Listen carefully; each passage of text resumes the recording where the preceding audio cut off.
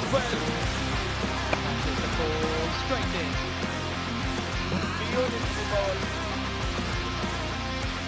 Edge the way. Yes, it is.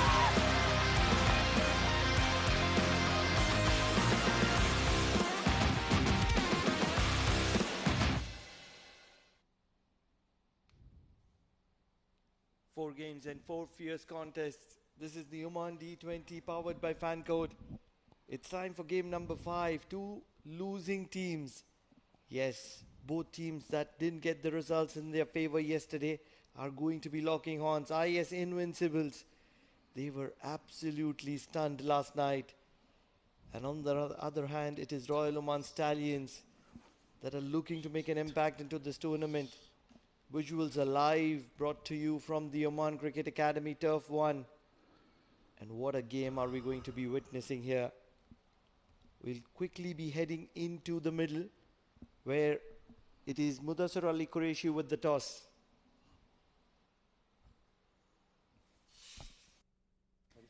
Match number 5, IAS Invincibles. They'll be taking on Royal Oman Stallions. Both the teams are looking for a win in this tournament. Next to me are the captains, Mehran Khan leading IAS Invincibles, Mohammad Nadeem, the captain of Royal Oman Stallions, and Mr. Hari, our match referee. Home side is IAS Invincibles, so Khan will flip and Nadeem will call. Khanjar is the call, and Khanjar it is. 2 in a row. Lucky by winning this toss. What have you decided? We are going to bat first today. Any specific reason, Nadeem bhai? I believe difficult to chase runs. What we saw in the there is some help for the fast bowlers when there is some moisture, like in the evening. So we want to have that advantage. And the first game did not went your way. Any area you want to correct in this game? Yeah, I believe after the first 10 overs we actually controlled well, but the next 10 overs they batted very well. But we need to actually see how we can restrict the oppositions after 10 overs, so they don't go for good targets. So today we actually need to bat well also, because we didn't bat well yesterday.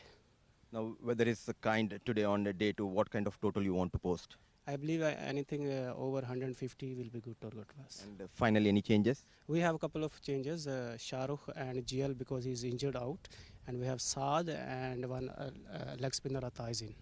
Best of luck and give us a good day. Thank you. Mehran, your thoughts on bowling first? We wanted to bat first, but it's okay. It's cricket. So bowling first is also okay for us, no problem. Mehran, similar kind of question what I have asked to Nadeem. What are the areas you want to improve in this game? Because you started really well in the first game, but things did not went your way. Yeah, yesterday match the fast bowlers did not bowl well, so they knows now where they have to bowl, because the wicket was fresh and it was a little bit of grass was there, so they not use it the grass very well. So today, inshallah, hopefully they will bowl in right areas. And tell us about the combination. Did you make any changes? Yeah, there's one changes. Anis is out and Shehzad Akmal is in. Best of luck and enjoy the occasion. Thank you, sir. Thank you. So the news from the sideline is that Mohammad Nadeem, the captain of Royal Oman Stallions, he has won the toss yet again, but this time he has decided to bat first. Certainly, it is the Royal Oman Stallions that wanted to bat first. The same is the cause with IAS Invincibles as well. Looking at the sides, Anshuman Prasanna to start off. Ata Ahmed will get an opportunity to say Faizan Abdullah, Hasnain Ali Shah, Jitin Kumar Ramanandi, Junaid Ahmed, Karan Sonavale, Mohammad Nadeem, the captain, Saad Baggar will trouble the batters with his leg spin. Sagar Parmar might get an opportunity to bowl today. And finally, the man to watch out, Vinayak Shukla. Talking about IAS Invincibles, Rauf with the gloves in hand, Akmal Shahzad, Ali Imran, Mansoor Mazhar, Mehran Khan, Mohammad Imran, Muzahir Raza, Pasendu, and a few more players that can be really, really impactful. Joining me in the comm box, it's none other than the very experienced statesman, the man who doesn't need an introduction, Jamil Zaidi. Thank you, Bruno. We have seen a stunning performance in the first match today. Very few we have seen the bowlers didn't done anything in that match. It was all been done by the batters. Muscat Thunderers, and now this match is again IA Invincible has to do a lot of hard work because their previous performances are not according to the um time they had to come with the teams. Today they must do something to keep their lives hope for the next couple of matches to perform well. Whereas the Stallions are really running high since the last year. They have done superbly. So we'll have to see a good batting performance from them. They opted to bat first. And of course, Vinayak is the man who has to correctly mention, man to watch. Changing tactics for Royal Oman Stallions. Bringing these two to partner together with the new ball. It's matter of time that Anshuman Prasanna, very talented Anshuman Prasanna, son of Guru Prasanna, gets going. He has had ample opportunities since last year, but he's performed in patches, and that's where he would want to showcase that he has the consistency behind his back. And on the other hand, it is Vinayak Shukla. Not a great fan of him opening the innings. I really feel that probably him batting at number 4, probably number 5, provides a lot of stability to Royal Oman Stallions. But their management thinks otherwise, and that's what matters. Well, I think Vinayak has got a hat of experience with him, and he can bat at it in number 3, 4, 5, and it comes at a time when the team needs him to go for big hittings. He is doing that. So it's Mohammad Imran starting. Very first delivery. Nicely played. And it always for an opening batter to face the ball on the middle of the bat. That gives him the confidence. Tentative to start off, poking at a ball, just swinging away from him. He's a good lad. Very good hand-eye coordination. Just needs to do justice to his potential. It's one thing to have the talent. It's one thing to have the caliber. And it's another thing to match that caliber with numbers behind your back. And that's what Anshuman needs to do. Imran once again looking to poke at it. What I would like to see a lot more is Anshuman playing in a fashion where he's more confident. Either you go at it or you let it go. Not poke at it. Well, he's a youngster. I mean, he's running a lot. Last year he also played, but not did well in the tournament. But of course, he's a young chap, learning from each match he's playing, getting him the confidence. And being an opener, he has to be patient, wait for the ball to come, especially the good bowlers like Imran. So just push it out towards for the single. Good start for him. Where Vinayak, no need to talk much about him. He's a really great player. Done a lot of heroics for the national team. Absolutely. He's a star in the making still. Huge potential. If you're talking about intent and good hand-eye coordination, you can't be missing out on Vinayak Shukla. But the question is that why would you want to promote Vinayak Shukla right to the top of the order when he's done so well in the middle order, especially for the national side? Looking to be cheeky, will get runs, not in the fashion that he would have wanted, but every run counts here. Well, I think Stallions like to build a good total. Maybe that's the reason behind sending him Vinayak, because Anshuman is a very solid player. He tried to keep one end intact, and the other end Vinayak Shukla plays his aggressive style of batting. My understanding of Vinayak Shukla is that if Royal Oman Stallion loses Vinayak Shukla, it can make a difference of at least 35 to 40 runs. Short cut very well. This is elegant. This is what Anshuman Prasanna can do. Never look to keep it down. Domination. And that's exactly what you want to be doing in this format. Well, that was a bad delivery outside the office stump. All the time Anshuman has got and played beautifully. powerfully to the cover point boundary for 4. That makes him more confident after playing such a magnificent innings, a magnificent shot. And that is a young chap. I'm sure the time will pass, he will gain confidence, he will gain experience.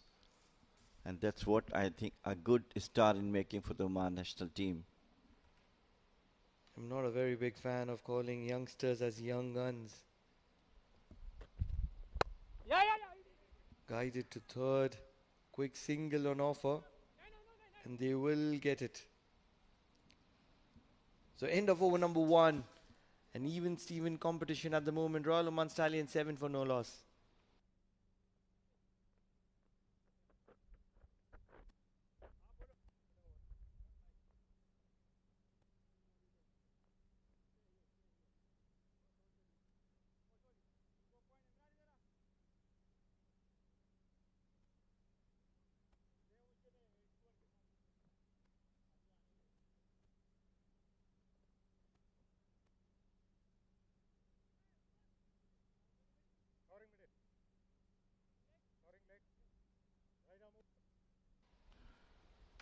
So another promising youngster is bowling from the Oman LNG, and none other than Muzahir Raza. But his performance is not up to the standards as he used to be.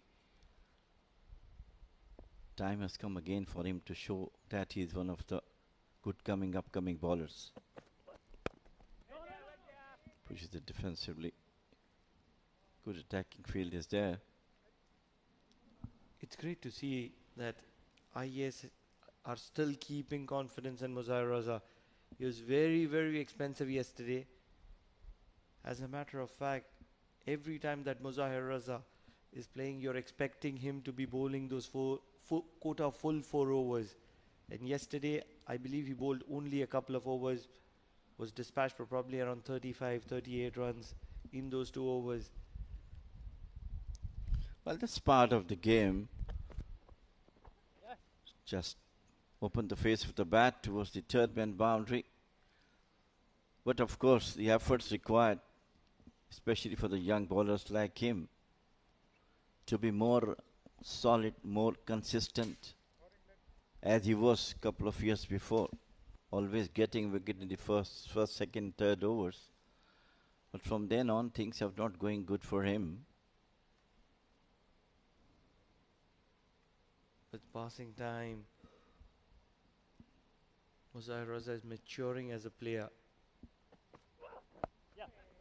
Guided to third once again. And the longer that Vinayak Shukla stays on the wicket, the more lethal he gets. And that's where you don't want him to be playing that quota of full power play. You want to see his back probably by the second or third over. They're already in the second over.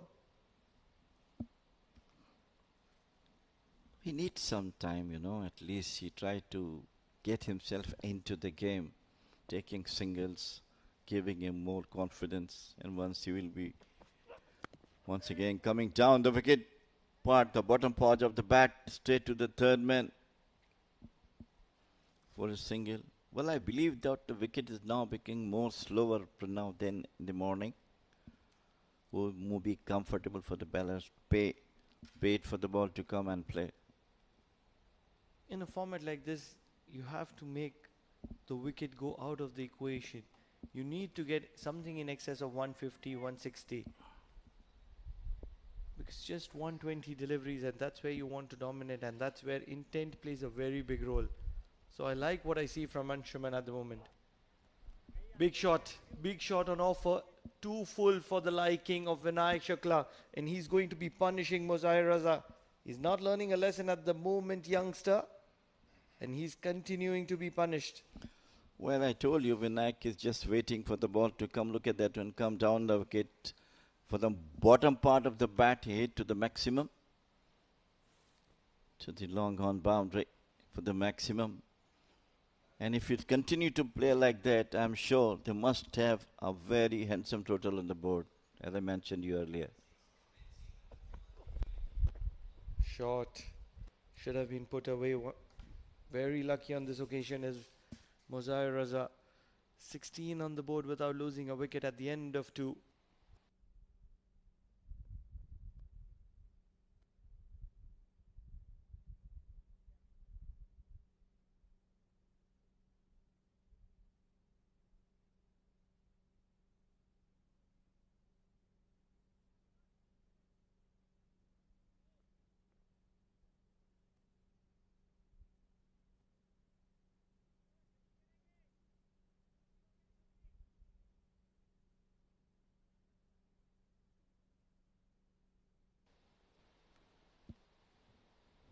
So 9 runs from the first over of Mazhar Raza. Imran has conceded 7 and he's going to be staying in the attack.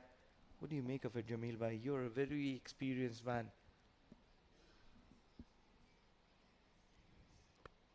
How can IAS make a comeback into this game? Well, all depends upon the management, how they, make the team, make them feel that they should be one of the best teams in the tournament. From last couple of tournaments, they're not coming up as we were expecting. But last year, I think they did come back a couple of matches. They won 2 matches, I remember they won. So maybe their management thinking that after some time they will get a good combined team which can fight with each and every team. This is what I believe.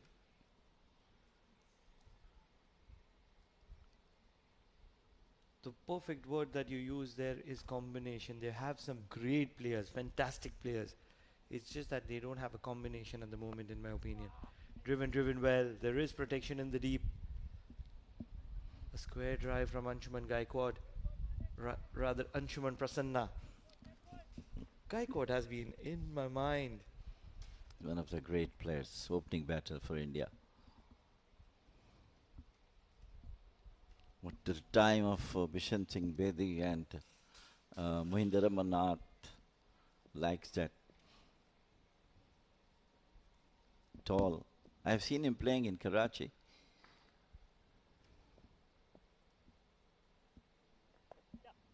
Guided to third for a single. Anshuman Prasanna is a combination of Anshuman Gaikwad and Prasanna. Do you remember Prasanna? One of the most lethal off-spinners of all the time. I've seen him playing in Karachi against Pakistan in a test match. All those big people.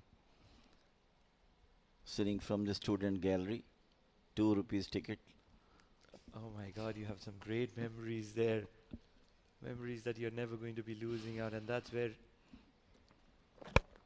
as a parent, you need to get your child to the stadium, because these memories that the child deserves are going to be staying with them for their life.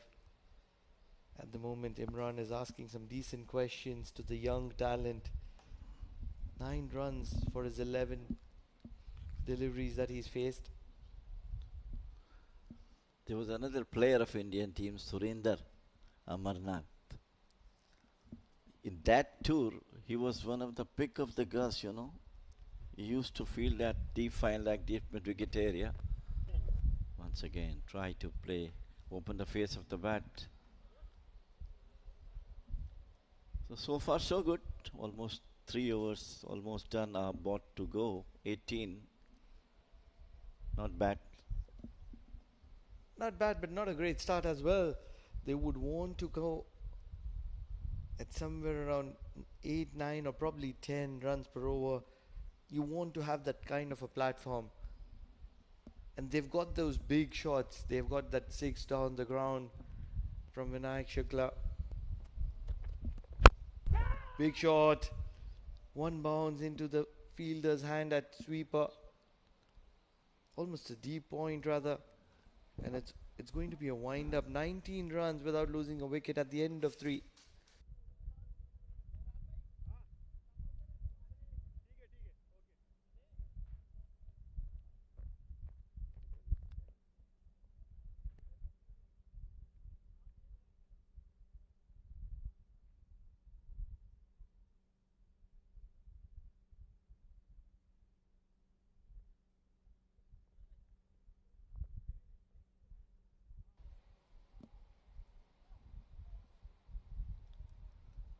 Muzahir will be given another chance to show that he is still can get a wicket at very early stages of the game. But today, Pranav, I feel that Anshuman, as today I've seen, he's been playing with more confidence right from the first ball. Oh, sliding down the leg. Muzahir Raza has been very rusty coming into the season. Had a poor game. He's continuing to have a poor game here as well, and that's going to be costing IAS Invincibles. It's brilliantly taken off the toes towards the fine leg by Anshuman. Look at that one. Just nicely tickled up down to the fine leg boundary.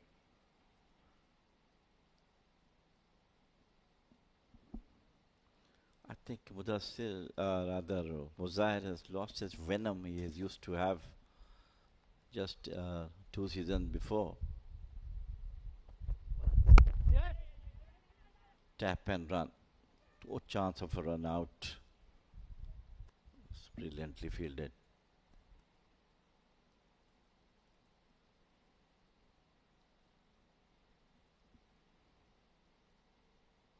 I'm sure they must be eyeing Stallions around 150 plus. And if this man Vinayak start playing his natural game, they go beyond 170. They have to be looking somewhere in excess of 170. Their sister concern got to quick single, and they will get there. Some more runs. Free runs on offer here. As many as one though. That was needless throw. He was already in the crease. The rush of blood trying to get him run out. These days, these throws are intentional to get the shine of the ball. And this is followed by most international playing teams, and that's where it's been exercised and practiced in the domestic circuit as well. They're never looking to hit the stumps. They want to make sure that they miss the stumps. Well, no comments on that. It's your views on that. Because if there is a chance, why not a fielder take that one? But you know that a fielder has got the ball in his hand and he knows that the batter is already reached. Then you throw, then definitely it is a different thing. If you get a replay of what happened there, he saw that the fielder was there. Sliding down the leg once again, Muzahir Raza, as rusty as he can get, still working hard to find his rhythm. What you would have seen there is that once the fielder picked up the ball, he saw that the batter is in the crease. Then he loaded and hit the ground. Well, I don't know the intention, but of course, when you saw that batter is already in, maybe he's trying get some practice. The next chance he got chance to run out, he might do that. Big shot on offer. Vinayak Shukla is not the prime option for an opener.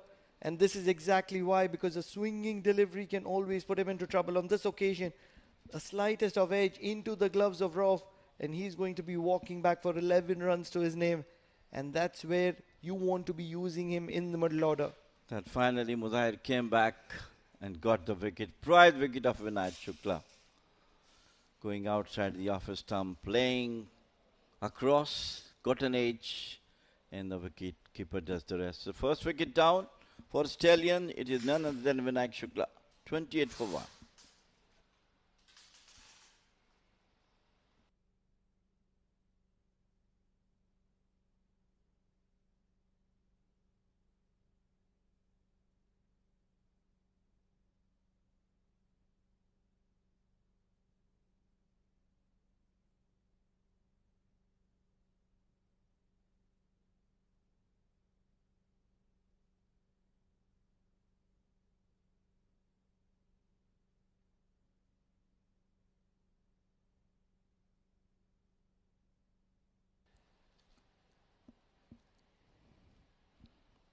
Comes new batter Junaid, a very, very brilliant batter, always among the runs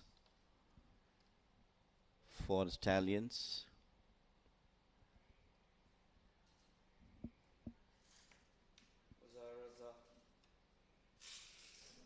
Muzair Raza finally getting into the act, picking up that prize wicket of Vinayak Shukla.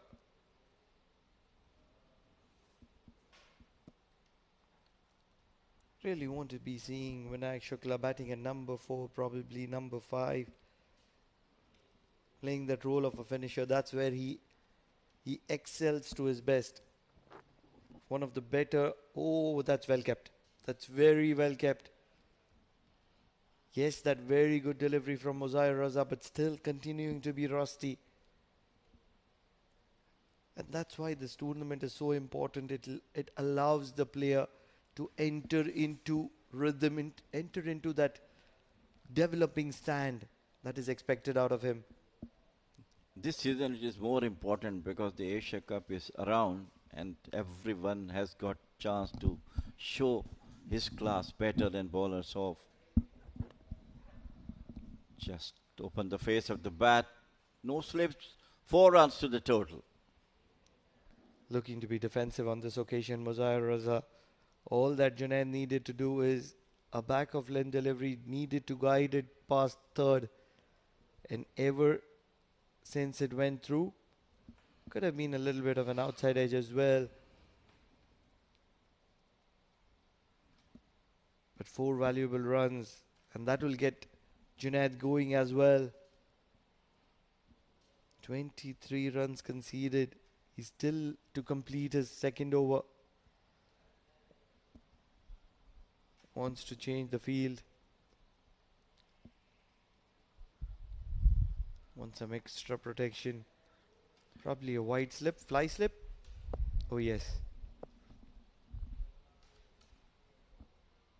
Muzahir. Full driven well. There is protection in the deep, which will keep it down to only a single. So 4 overs done, 34 for the loss of 1.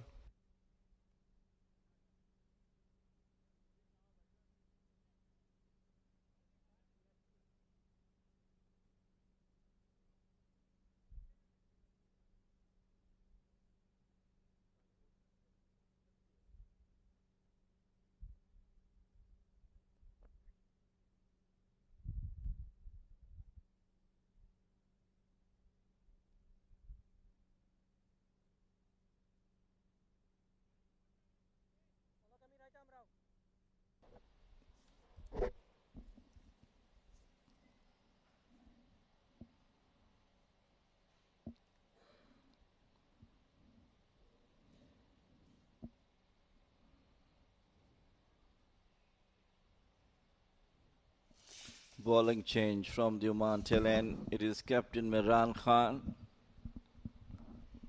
And he's going to bowl to Junaid.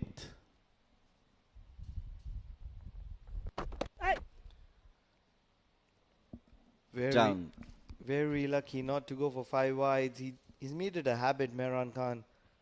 Every match, every now and then, he slides one down the leg which goes to the boundary. And that's where he would want to have some extra protection on the leg side. Probably a very fine leg. So wides on both the sides to start off for the captain.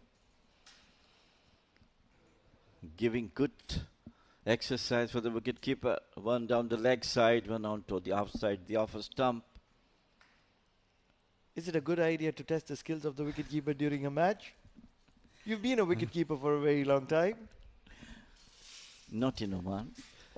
Tell us Pakistan, yes. Tell us the thoughts of the wicketkeeper at the moment. Struck well down the ground. There is a fielder who won't make an impact. So 2 wides on either side from Imran Khan, followed by a boundary straight down the ground. And they're struggling at the moment, his IAS Invincibles, despite picking up that prize wicket. Well, all this happened, you know. I mean, it's not intention. He's trying to bowled the ball within the wickets, but Mehran has got that tendency that sometimes it goes outside the leg stump as well, because he's trying to bowl in swinger for the left-handers.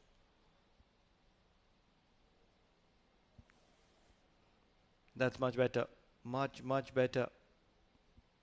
What makes Mehran special is that the ball which he bowls from around the wicket, swinging away from the left-hander, and that is the delivery that he wants to stick to. That's the delivery he should stick to, rather than trying to swing it into the left-hander, trying to do anything else. That's the delivery. Players often go back to their basics after being punished. Why couldn't they start off with it? He's a very good bowler, Mehran Khan. Always trying to bowl within the stumps. And he came right time, that things are not going good for his team. Try to block the run coming up from the bat. Outside the off stump once again, very wide. Could have been a wide, but the batter has put his bat on it.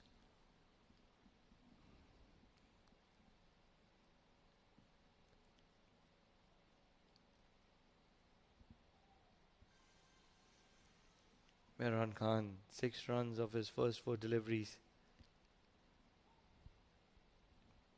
Junaid has to be looking for a boundary here. He wants to capitalize towards the end of the power play. Much better. Very good bowling from Mehran Khan. Ever since those first 3 deliveries, he's come back and he's come back strong.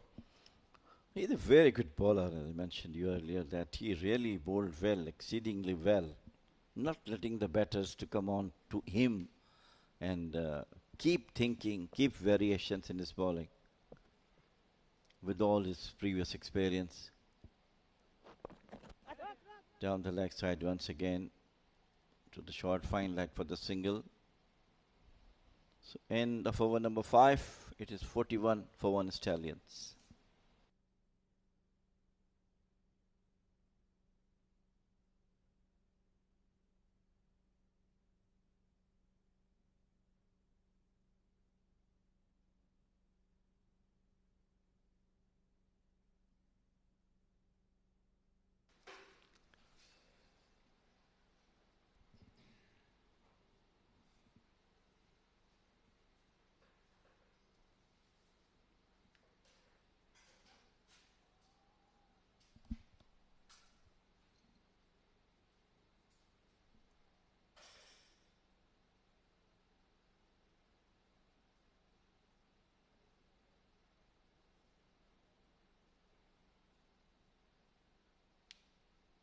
So a good start for both the sides, as there's going to be a change in voice here in the com box. It's going to be Amin Wagle joining Mudassir Ali Qureshi for the next set of 5.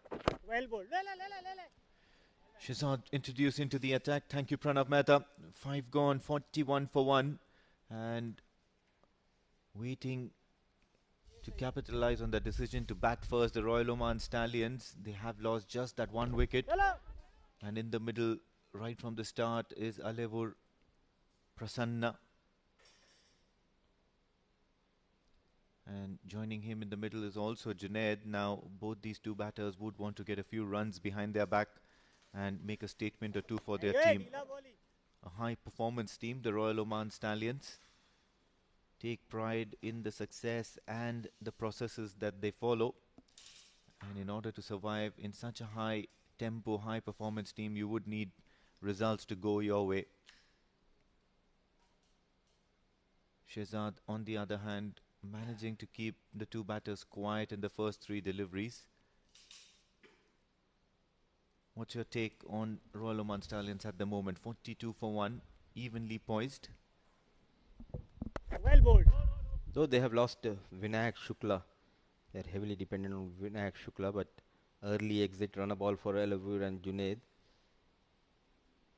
Still 7 runs per over, 9 wickets in hand. I think they are in control. At the same time, IAS Invincibles, they are doing a good job. They know their limitations. They bowled according to that. Because previous day, as we have seen, they were wavered. Even the likes of Imran and Muzahid, they went for plenty of runs. A couple of wickets here. for sure they can keep this side under 140.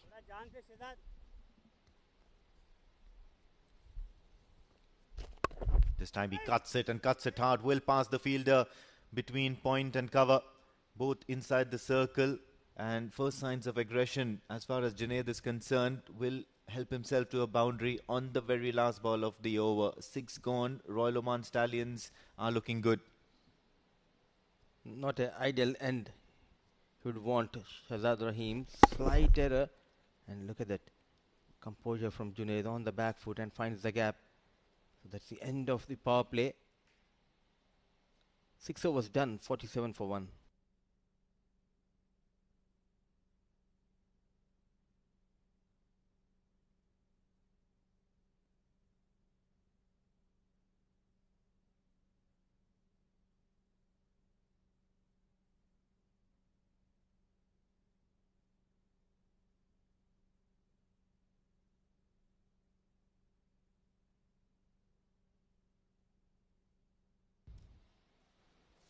So still striking at around 7 runs and over. Big shot from Prasanna. No fielder out there taking his chances. Long chase for the fielder coming on the offside. However, unsuccessful. A boundary to begin the over against Mehran Khan. And Anshuman Prasanna will be really pleased. Oh, what a shot to bring 50 for Royal Oman Stallions. A glorious drive. Deliberately played in the air. Always in command, the young Anshuman getting better of Mehran Khan. This time too close to cut, but then it's missed the keeper as well. Keeper standing up to Mehran Khan. And it's never too easy to be standing up for a bowler of his quality. He'll bowl with pace, but he'll make sure that he keeps a steady line and length. And with a little bit of help from the surface, can always look to purchase a wicket or two here. Loves getting breakthroughs, Mehran Khan. Now the left-hander on strike, Junaid. Can he look to hit a few big shots as well? Options available towards the offside. The cut shots available. In the air. The fielder at point, deciding not to go for that risky dive, and in return Junaid will manage to get 2 runs to himself. And not happy is the wicket keeper. Opportunity created by Mehran Khan. And this is an excellent move. Whenever the left hand batter on strike, he comes around the wicket. And he has that knack of moving the ball slightly away from the left hand batter. That is where he's lethal. A good partnership between these two young guns. This time around just plays that check shot, giving respect to Mehran Khan. Wonderful lengths and wonderful line by Mehran Khan. Last evening the bowling of IAS did look a little bit of out of sorts. Muzair went for plenty of runs, and even today he was still bowling those short deliveries, wayward in line and length. Mehran Khan was probably the only one who looked to be in some sort of control, but then he too went for runs towards the end. Wide. Just when I appreciate him regarding his line and length, just trays down the leg side. Commentator's curse is not a very good thing, I tell you. And this has been the problem for Mehran Khan in this tournament. Yesterday he gave away too many extras in the shape of wides. 5 extras. With the wrist position he delivers, that is the problem. At the last minute he hits, trying to hit the deck hard, trying to create an angle. Cuts really very hard, but the fielder does well to get behind the ball, trying to save some certain runs. Only a single, and they wouldn't mind that. IAS Invincibles. Yes, the boundary has gone in the very first delivery, but after that it's been some sort of decent effort here. I mean, I like the way this young lad, Alevur Anshuman, he's progressing in his career day by day. We can see that confidence in his batting style, with ease getting those runs, and the management backing this youngster, promoting him up the order, has been a plus point in his career. Full delivery, it lifted it up. And I believe there is no fielder, and he's going to help himself to another boundary to end this Mehran Khan over. Anshuman Prasanna doing the right things, making the right kind of noises, and grabbing the opportunity to open the innings for the Royal Oman Stallions. End of 7, 60 for the loss of 1, and have a look at that. Make sure he gets enough bat on it, no fielder in that position, and he'll be very, very happy to get a boundary to his name.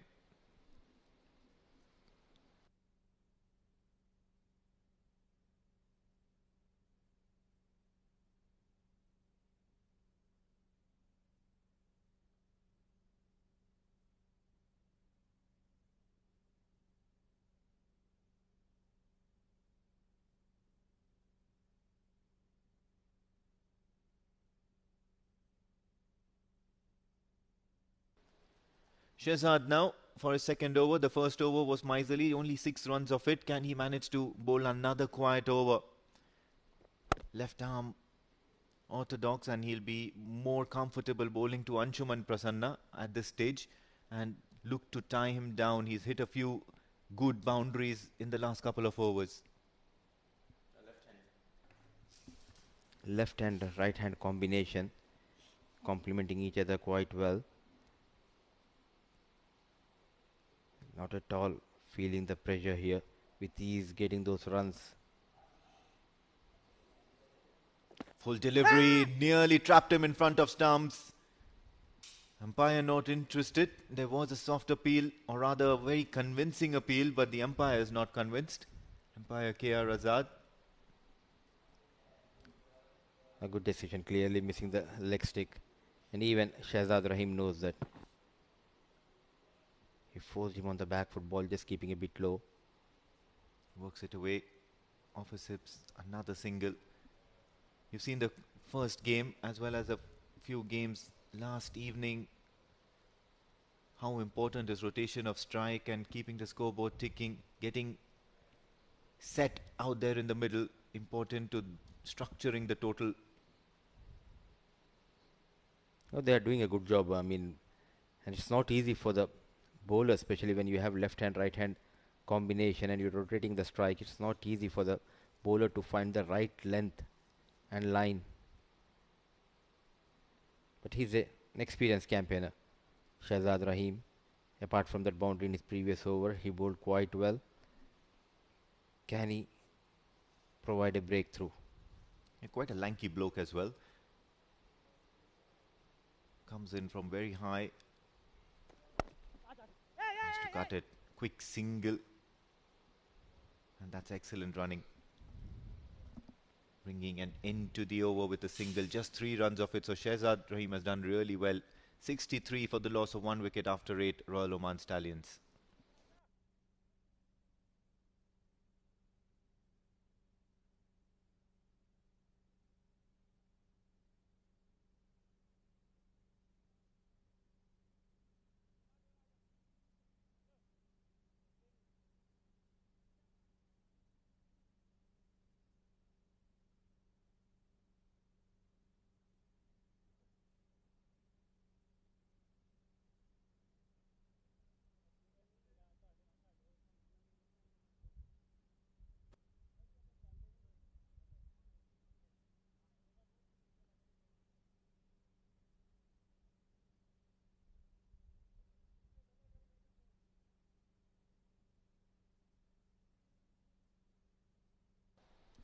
Imran Ali introduced into the attack for IAS, and he's a very, very experienced candidate, and he knows how to manage to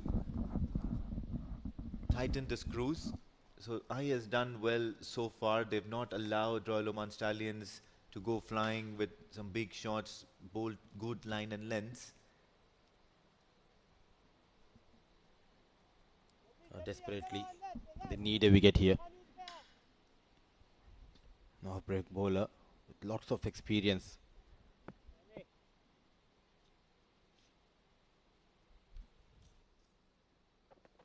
Cuts this time towards the cover region.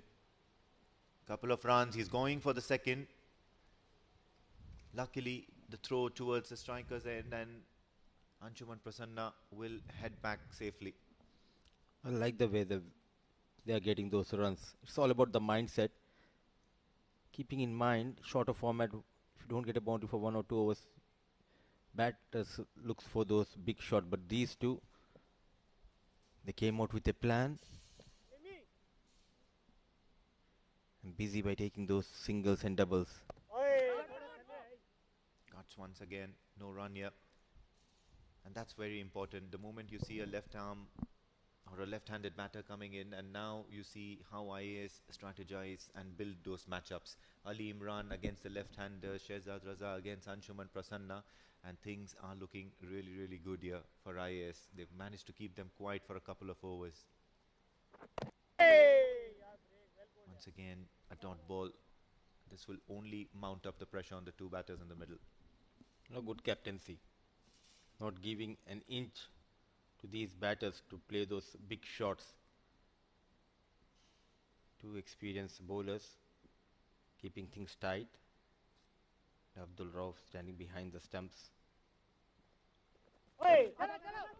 Still not able to get past that fielder. Backward point in action at this time around. What will happen is a couple of tight overs, and there is always an opportunity, because one of these batters for sure they'll try to go for those big shots. That is where you need to latch onto it. Another attempt at a cut shot, and what fantastic fielding pulled off by the fielder at point. And you'll always be very happy with the result that you've got. Now these are 2 consecutive overs where the bowlers have conceded only 3 runs. End of the 9th over, 66 for the loss of 1 wicket, Royal Oman Stallions.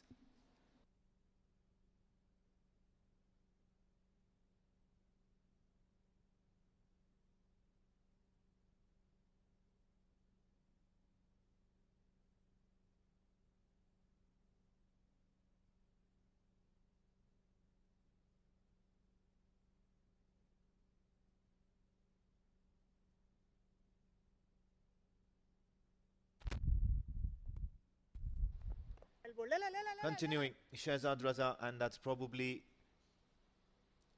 being rewarded by the captain again for giving that excellent first over, or rather second over as a matter of fact.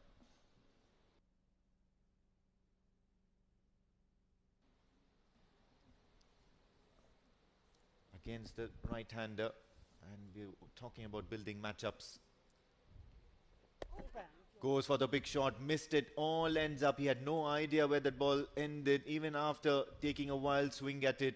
Anshuman Prasanna now facing the brunt of those 2 tight overs by the IAS Invincible bowlers. No, well bowled. The last minute, he pulled his length back as well as it was reduced in the pace. That is the reason Anshuman did not got that connection. Another single. Boundaries dried up the last few overs. All of a sudden, that run rate slightly dipping under 7.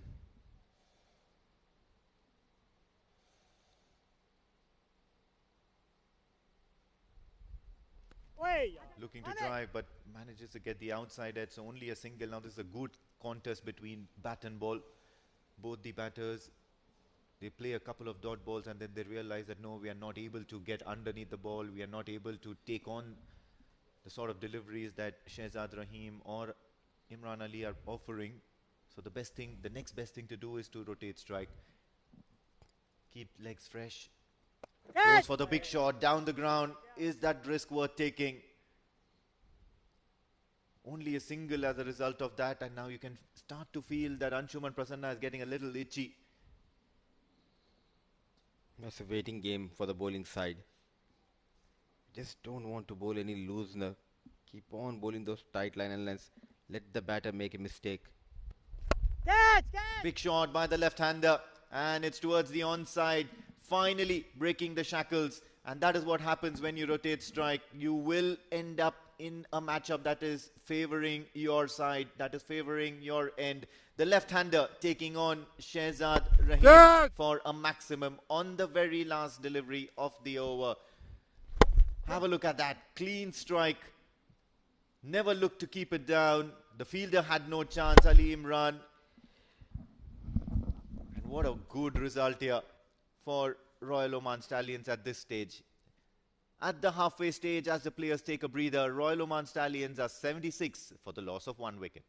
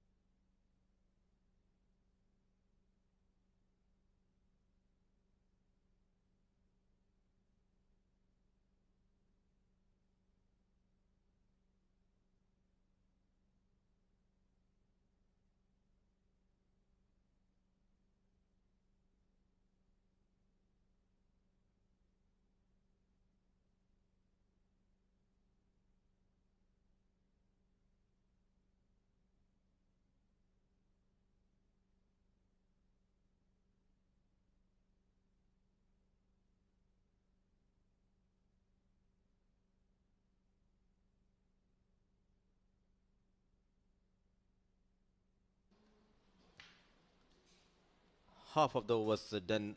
The first inning, 76 for the loss of 1. They have lost to Vinayak Shukla.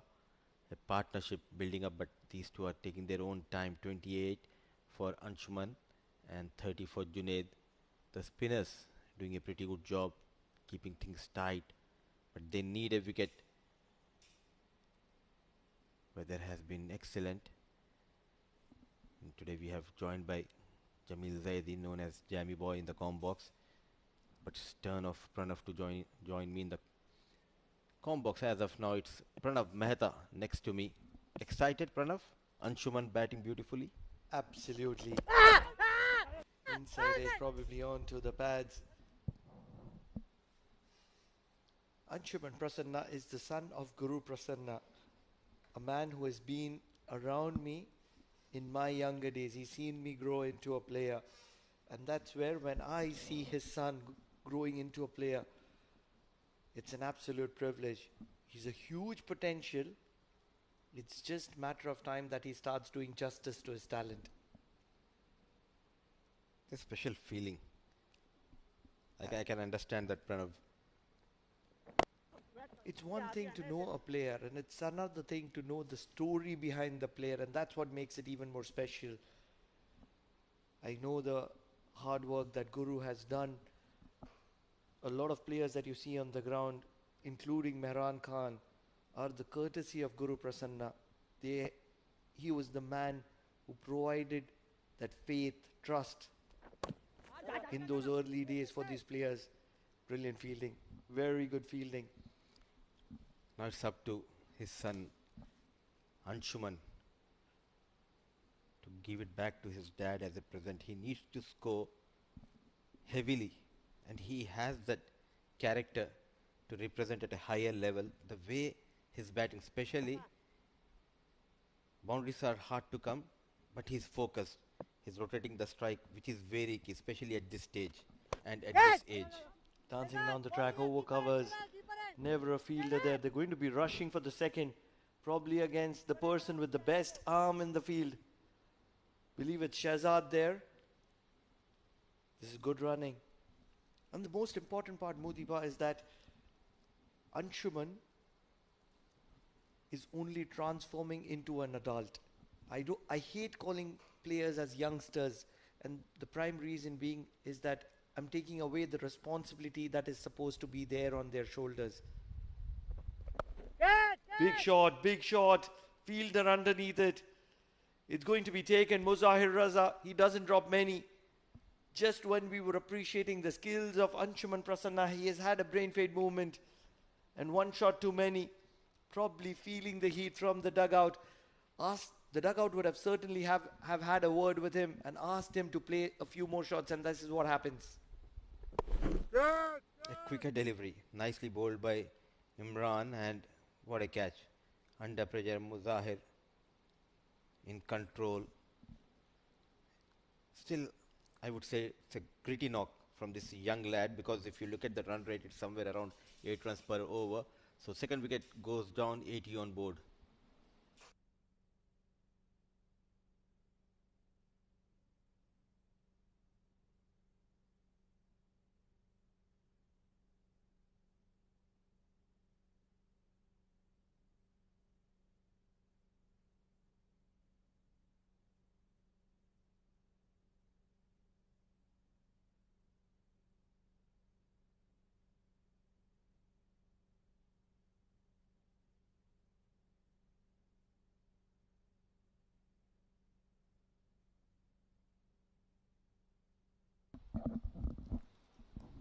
Karan Sonavale comes to the middle.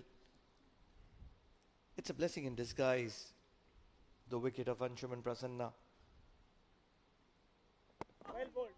It's just as I said, or just as we said, that he's a great player. He's a great player in the making. You need the powerhouses to come into the middle. 11 overs done, 80 for the loss of 2.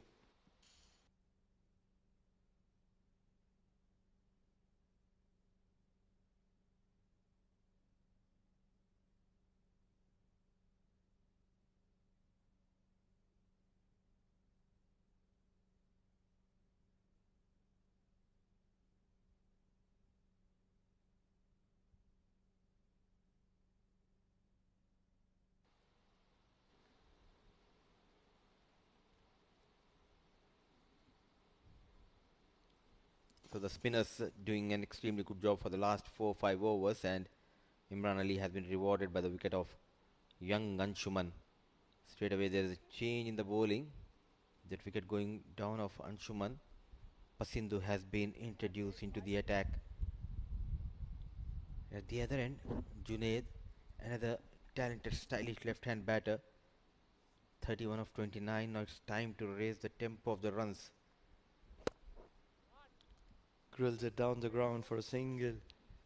And going back to the wicket of Anshuman Prasanna, you would notice that it was a forced shot. The ball wasn't there for the taking. And that's what happens in the desperation. And just here is where you will be able to see that he's trying to manufacture something out of the box. The weight on the back foot. And that's where it's difficult to generate the power. Probably should have gone downtown. And that's where he stood a good chance. Flick to mid-wicket for a single. Partnerships play a key role. We saw that in the game of Muscat Thunderers, where Ashish Odedra and Jatinder Singh took the opposition completely out of the contest. Oh, and what a partnership. And during the presentation, Jatinder was all praises for his partner Ashish Odedra. Well done, Fizzo's bowling here. It's not an individual sport. You need to have that support from your partner. And Jatinder clearly he said, I was just struggling with my shot selections. At the same time, Ashish Odedra just had a piece of advice to Jatinder. He told him to play your natural game. Play those cover drives and play your switch hit shots against spinners, and just matter of time, 1 and 2 good shots and you can see a brilliant 100 what he did early in the day here. Big slog sweep. Probably got the inside part of the bat and only a single at the moment. They need to get going. One of these have to play the kind of role which Jatinder played, the aggressor, and the other one can just rotate the strike around him and play the second fiddle. We do know that Karan Sonavale is a big match player. They've got a good base. Good start, good spread out field. Big shot, slog sweep. In the gap, only for a single. And I want Karan Sonavale to take the charge, keeping in mind from here onwards another 3 overs of Pasindu, 1 over of Shahzad Rahim, 4 overs of left arm orthodox. So you want someone like Junaid to stay there. And a no ball, a free hit for Karan Sonavale, an advantage. What is he going to be doing? He's already come with the license to hit from outside. I'm pretty much certain about it. Change and field. Sweeper comes straighter. Big shot. Grilled in the gap. Cow corner. Great diving effort. But just in vain. Pasindu couldn't do much. He's only going to be watching the fielder in disgrace because that ball needed to be stopped. A free hit delivery. Rock solid on the back foot and nicely put it into the gap. Oh, what an effort coming from the fielder. Nevertheless, 4 runs for Karan Sonavale. As a spinner, overstepping is a crime. Easy runs given away by Pasindu. They were struggling to find that boundary. And all of a sudden, a no ball, then a boundary, a good comeback. So 10 runs from the first over of Pasindu. Too well done. 90 on board. Royal Oman Stallions lost a couple of wickets.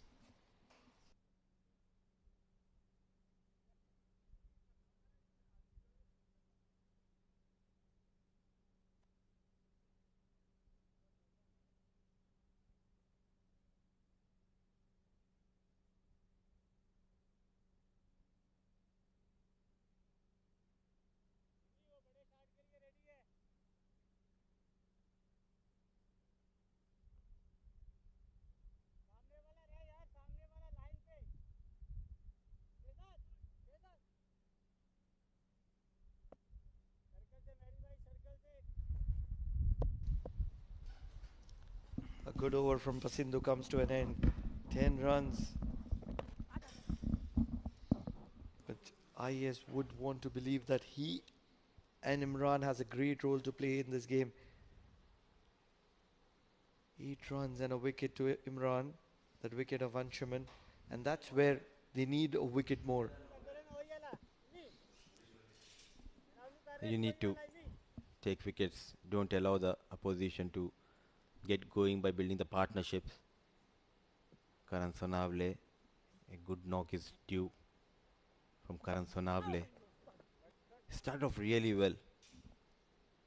Couple of seasons ago on my first visit, I saw this lad scoring few 50s. The amount of talent he possesses. Just a matter of time to get those runs, get that confidence back. He got an opportunity at the higher level as well. He was a part of Oman national side which travelled to UAE for Gulf Cricket Championship.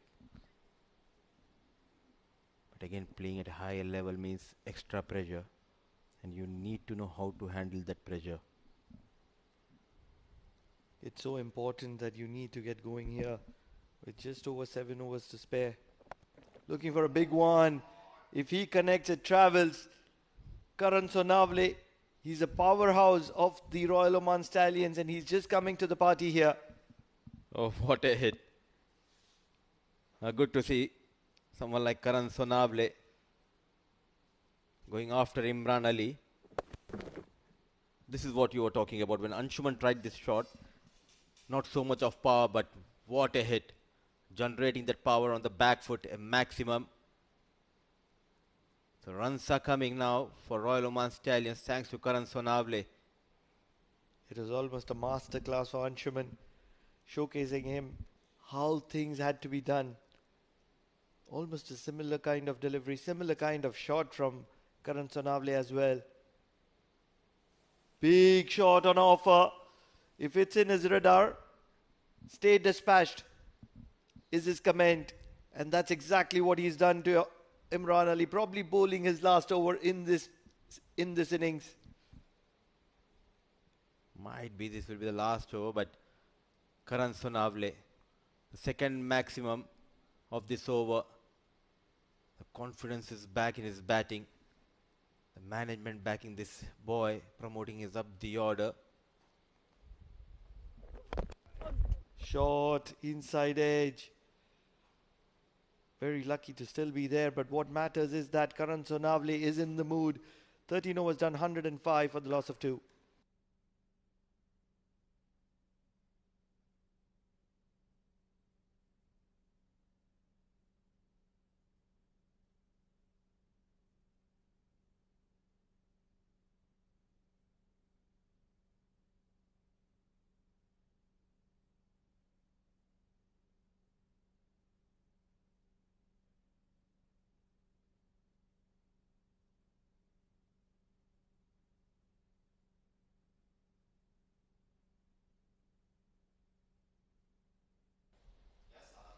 Pasendu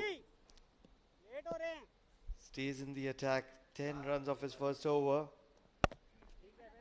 Cut well. Won't stop the opposition from taking a single.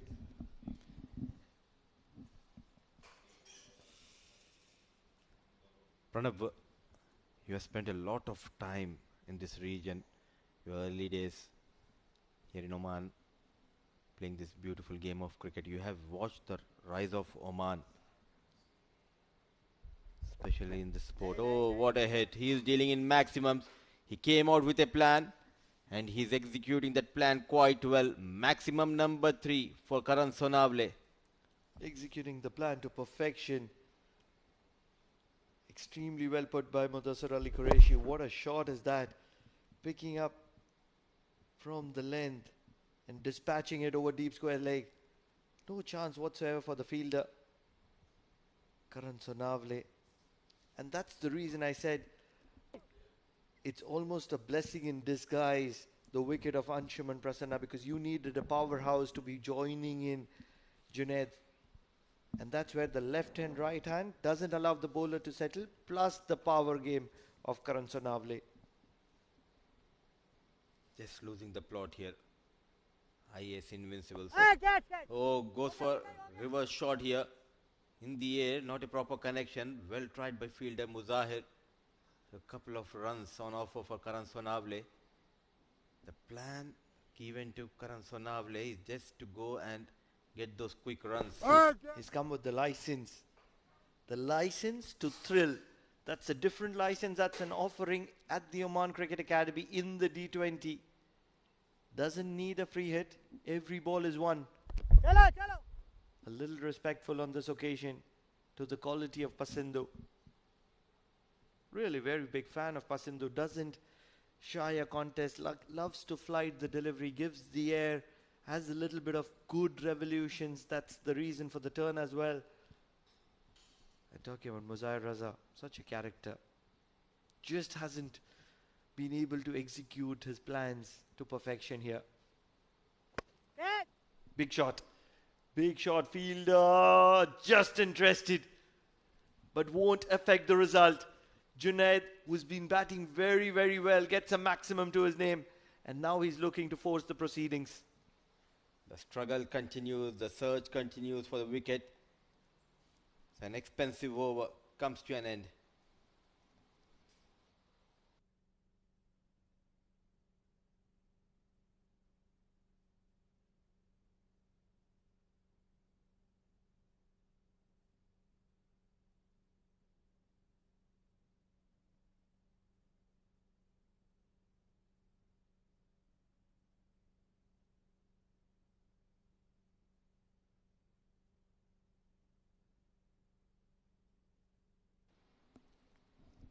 So that's been the story so far. Prasanna was looking really good for his 31 of 29. But at the moment, Junaid and Karan are doing the due. And they're forcing the proceedings towards Royal Oman Stallions and taking IAS out of the equation. 60-40 in favor of ROS. Sorry, you said 60-40? 60-40 in favor of Royal Oman Stallions. Should I agree with you? I'm not too sure. I was thinking like currently at this situation with 123 on board and keeping in mind they have very good bowling attack and still plenty of batting yet to come, somewhere around 70. 70-30 30. in favor of Royal Oman Stallions. You never know, because IAS Invincibles have made a habit, especially on the back of Mansoor, who's just come into the attack. And that's the only reason I gave them 60-40. Or else, in my opinion, it was 80-20 when it was Imran Ali bowling. But at the moment, Mansoor Mazhar just looking a little rusty. He played one of those very, very crucial roles in yesterday's game to keeping the opposition down from where they were looking to just go out of control.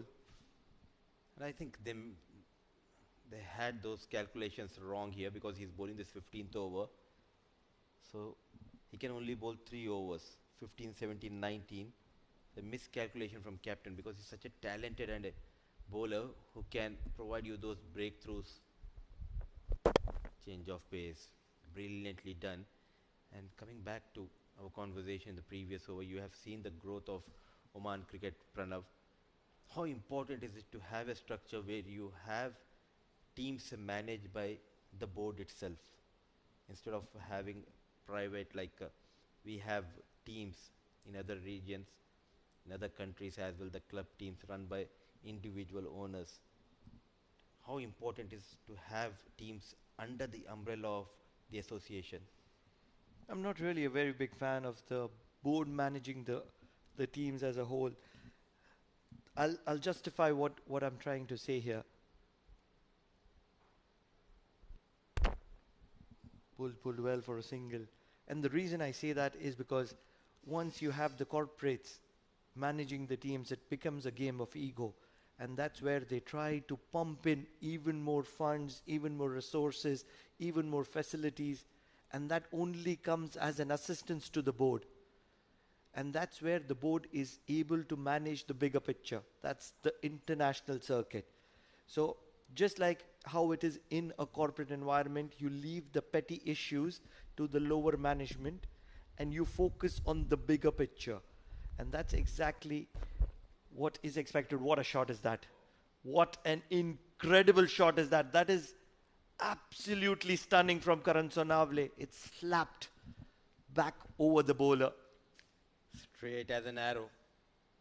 The good thing, it did not went across towards that corner. What a shot. Great shot selection from Karan Sonavale, showing his power. 1 bounce, 4 runs. And just before we get off air, I'll leave the question to you as well. What's your opinion on that?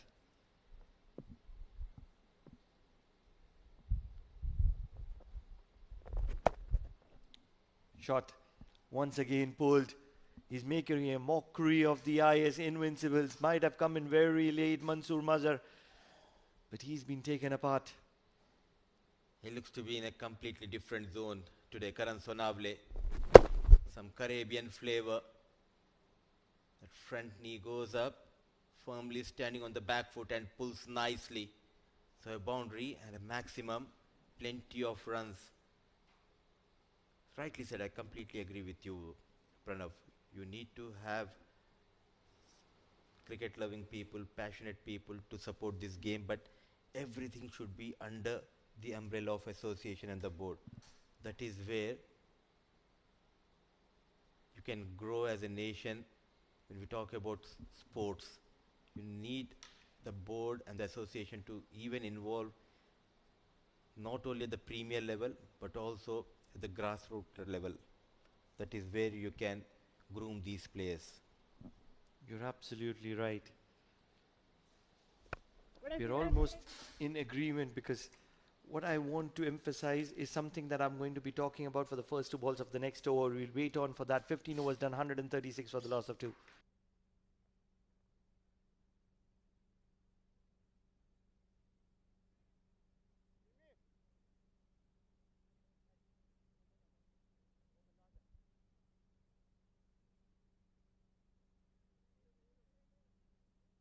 So that's been the story so far. Anshuman 31 of 29. Junaid and Karan stitching a very good partnership, especially Karan Sonavale taking the game away from IAS Invincible. And with that, it's going to be change in voices. It's going to be the senior statesman Jamil Zaidi joining Amin Wagle.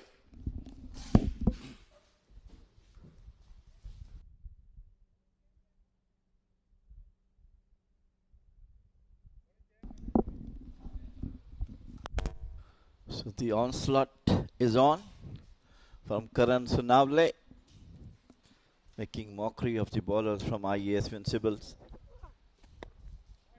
This is the pressure joining me. I mean, from where, what expectation you have, the number of total after another 5 overs? Well, at the moment, I'm having really high expectations. And at the moment, we've had our other friends in the comm box who we had to literally pull out of their chairs because what a beautiful partnership and what excellent, delightful striking by both the batters here. The left hand, right hand combination batters, Karan Sonavale and Junaid, both absolutely taking the bowling to cleaners, and it's been delightful striking by both these two. Yes, top of them among them is Karan Sonavale, who is just trying to catch Junaid, who is on 44. Once again outside the off stump. Could have been a wide, but it's been dragged towards the mid-off. Yeah, well, especially when you're in good hitting form, you might want to just go after the bowlers, even if the bowler is trying to keep it away from you, keeping out of your hitting arc. You still want to, you have that urge to go towards the ball and try and hit the ball out of the park at all given instances. And that's when you can actually hope for a wicket as far as the bowling team is concerned. Total outside field. Nice camera work done. Once again onto the back foot. Mehran is very clever, trying to mix the deliveries, slower one and quicker ones. With all the experience behind him for the national team and for the other teams as well. But his batting is, of course, a questionable mark. He's never doing any good as far the batting is concerned, but the bowling, he's making his heart out. Pulled, and this is another very delightful looking shot here. It's a treat to watch right now the way Royal Oman Stallions are going about their innings. It's a calculated approach, but at the same time there is aggression, and what a way to reach or to near a milestone here. Junaid Khan Pulled it up beautifully, short delivery, all the time in the world. He reaches 49 of just 40 deliveries. Delightful partnership we have between Karan and Junaid. full this time around, tries to drive it down the ground, takes that single, so they're not shy. And with that single, it's also going to be a very, very well-deserved half-century for Junaid. It was a subdued innings. He's taken his time, 41 deliveries, yes, but then he's accelerated at the right time, never looking to be out, never looking to gift his wicket to the opponent. Absolutely brilliant knock from him. As I mentioned, as he came at the time where they need some quick runs, and he came and started playing his natural game. Junaid, he's always among the runs for his team. And today also once again showed his class. 50 of just 41 deliveries. Brilliant batting from him.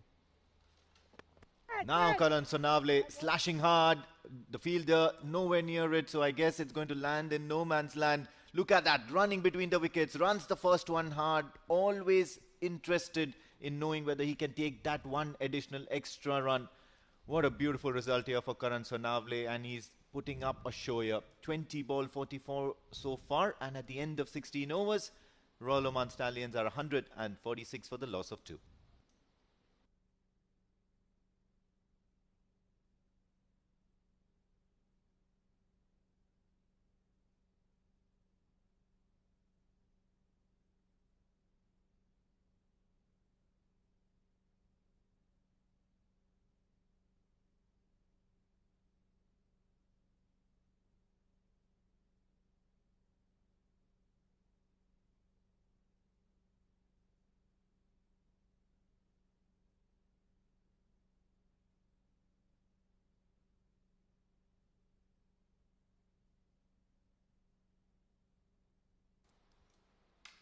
Very fruitful partnership between these two, Kamran, Karan and Junaid. Brought the team together once again. A very handsome total is on the board as of now. 16 overs, 146 for 2. We can see another 20-30 runs in the next 4 overs. Look at that, cheeky, knowing what he wanted to do all along, that long run-up of Mohammad Imran. But Junaid, on this hand, now has a license to go for his shots and express himself more freely. He got the elevation right, cleared the infield, and what would you call that sort of a shot, Jamil Bhai? Well, it's a brilliant scoop, I'll say, coming towards the offside, right from the middle of the bat. Could have been a maximum. It just fell short couple of inches. Look at that one. Yeah, absolutely delightful. Once again, short, bangs it in short. Can he reach the boundary this time around? No, Pasindu is too good a fielder to let that one go. A single taken, and that would put Karan Sonavale back on strike. So 151 on the board for all Stallions, with all the guns blazing from the bat of Junaid and Karan Sonavale. We have seen a one-sided match this morning, where I have never seen a team getting a single wicket, and all Muscat Thunderers 10 wickets win for them against Majid Titans. Full keeps it away from the right hander, drilled down the ground, but Mohammad Imran does well to put his hand onto it. So it's only going to be a single. They wouldn't mind that. What a knock Jatinder has placed today. I mean, it's absolutely brilliant. He never loses his touch, leading the team from the front. And Ashish Udedra did a remarkable job, giving him the admirable support, and they won the match in no time with 10 wickets win. Full toss. He'll be lucky that it's not more than one. Absolutely agree with you, Jamil Saab. You do witness some special innings, but at the same time you also witness that supporting role that has been played by your teammates.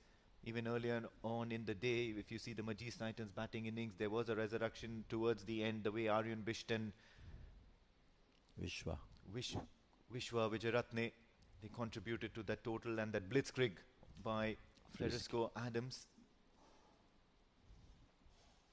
Full delivery, keeps it away out of the arc of Karan Sonavale, who's looking to slog it out of the park. Anything that comes within his arc.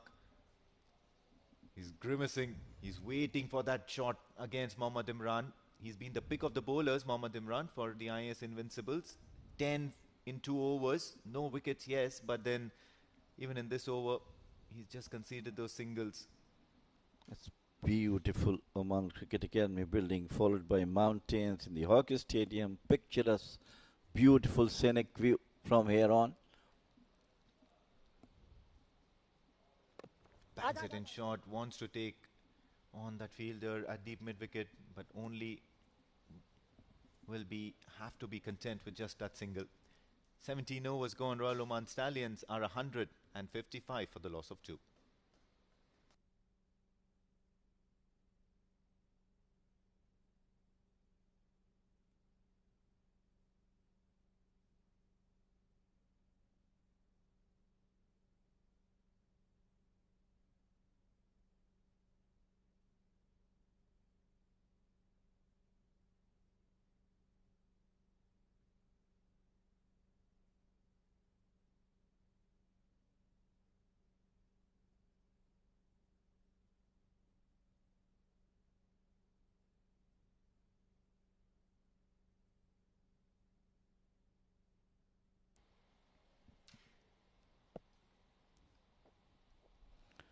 Mehran to continue to bowl this last over.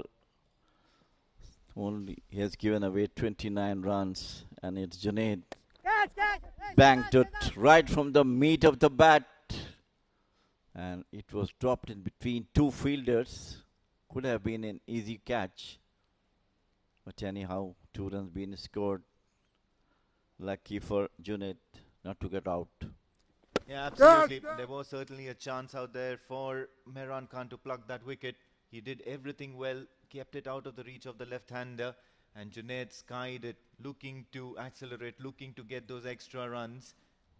Even towards the end of the whole event, there was a run-out chance as well. Coming in from the Oman LNG, and Mehran this time around cuts it straight into the hands of the fielder, and look at the way Karan Sonavale has just bolted from the non-striker's end to complete that single. This shows the hunger for runs, the hunger to keep the tempo of the innings up at any given stage of time. Absolutely, yes. He's hunger for the runs. He's trying to get maximum runs after the remaining couple of overs. And he himself, that's 4 runs short of his very well-deserved 50. At this point in time, certainly he would not be interested in the milestone. He would be interested in scoring as much as possible, because that's what's going to be really, really praiseworthy. And just like that, he's going to be walking back dejected. Skied it, got the edge of his bat. Mehran Khan, a very, very crafty customer, and he gets the better of Karan Sonavale, but he'll have to hold his head high, because it's been an innings of some importance, and it's been an innings of some maturity and power. Bad luck down the leg side, got an edge and was taken by the wicket-keeper. Finally, Mehran has got the wicket of Karan Sonavale. 158 for 3.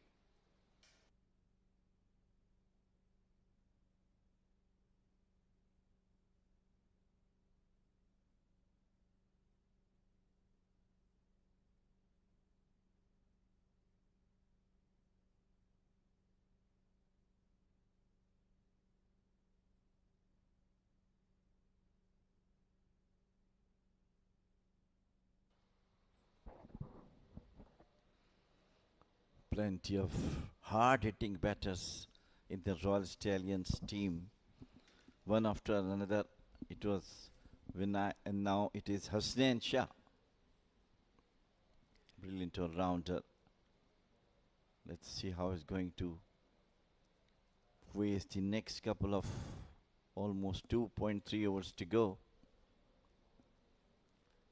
Hasnain Ali Shah, no stranger to hard-hitting and no stranger to sixes, and he's a decent bat as well.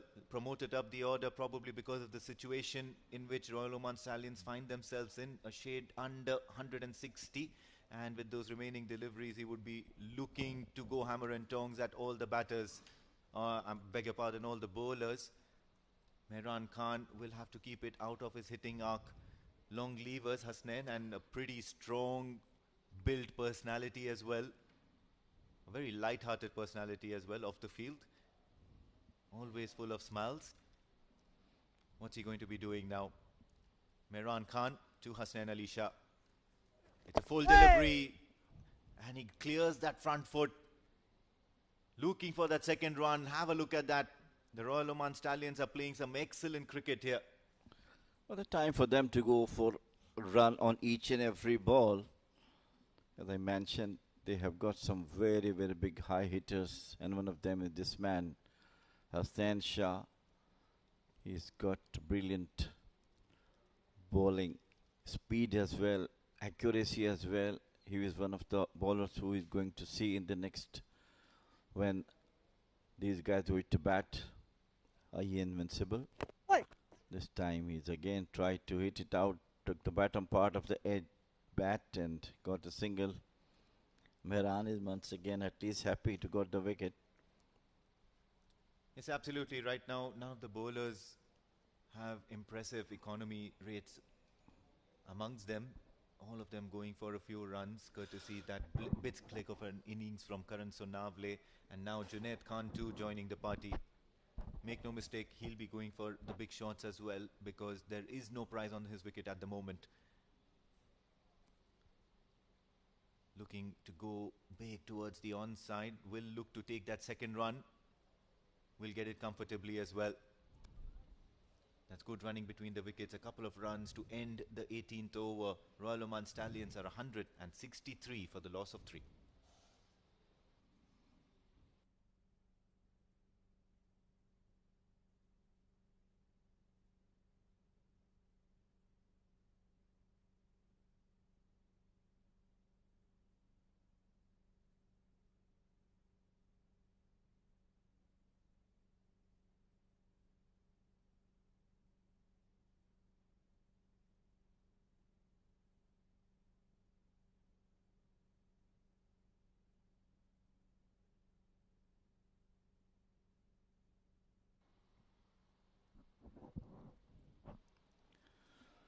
From here on, 2 overs remaining.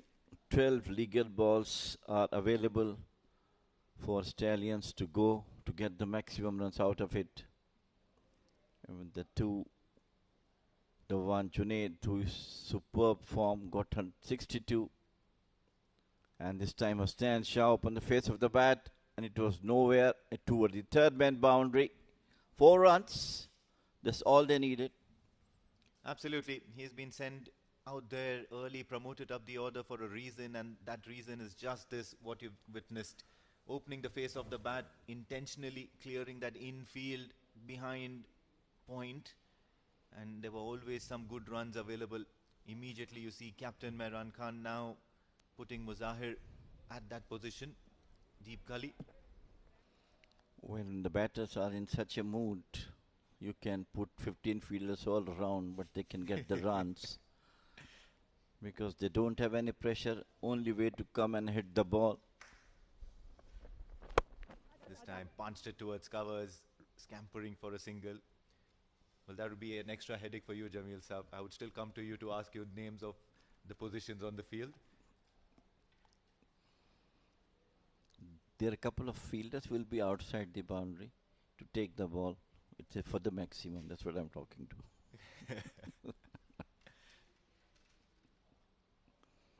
Always in a good mood, Jamil Saab. Right then, Mohammad Imran. Couple of balls into this over and he's gone for 5 runs already. Full delivery, cuts it, gets the outside edge, beats the fielder at backward point as well. Will it be a boundary? No, he's managed to somehow try to pull back, but he's going to get as many as 3 runs at least. So runs are flowing now from the bat of Hasnain. And the reason why he's been sent in is shown clearly the intentions. And normally the teams, when they do have such a commanding position at this stage of the game, about 2-3 overs remaining, 170 around. So obviously they ask the batters to go close the eyes and hit the ball. But what makes it even more attractive is there is some method to the madness that's occurring out there in the field. Keeping it away from the right-hander, Hasnain Ali Shah, and Mohammad Imran will concede a wide. It's going to be taxing because he's got that long run-up and he's coming all the way from the Oman tail end, and he'll have to do that all over again. Already 8 runs of this over and that one additional extra. Where is he looking to bowl next? Full toss and he's cleared his leg and he's going to go for some runs here.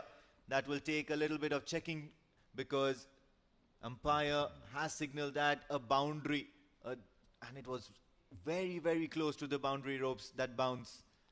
It was a poor delivery from Imran. The earlier was a wide and then it was a full toss and nicely played by Hussain Shah towards the extra cover boundary. Missed the maximum. 4, 4, 8 and 3, 11. 12 runs so far in this over. This time full, nailed that full block hole delivery. Only going to be a single, well negotiated by Hasnain Ali Shah. Another delivery remaining in this over and just makes you want to think how costly that wide actually is. You've got to bowl that extra ball which was dispatched for a boundary plus that additional run added to the total. And breaks your momentum, makes you want to bowl another one. The process has to continue all over again for Mohammad Imran. This time looking cheeky and up goes the finger as Junaid was looking to score some free runs in a very, very cheeky manner. But all that's going to happen is that the umpire adjudicates him leg before wicket. So fine innings by Junaid comes to an end as we come to the end of the penultimate over of this Royal Stallions innings. 177 for 4 after 19.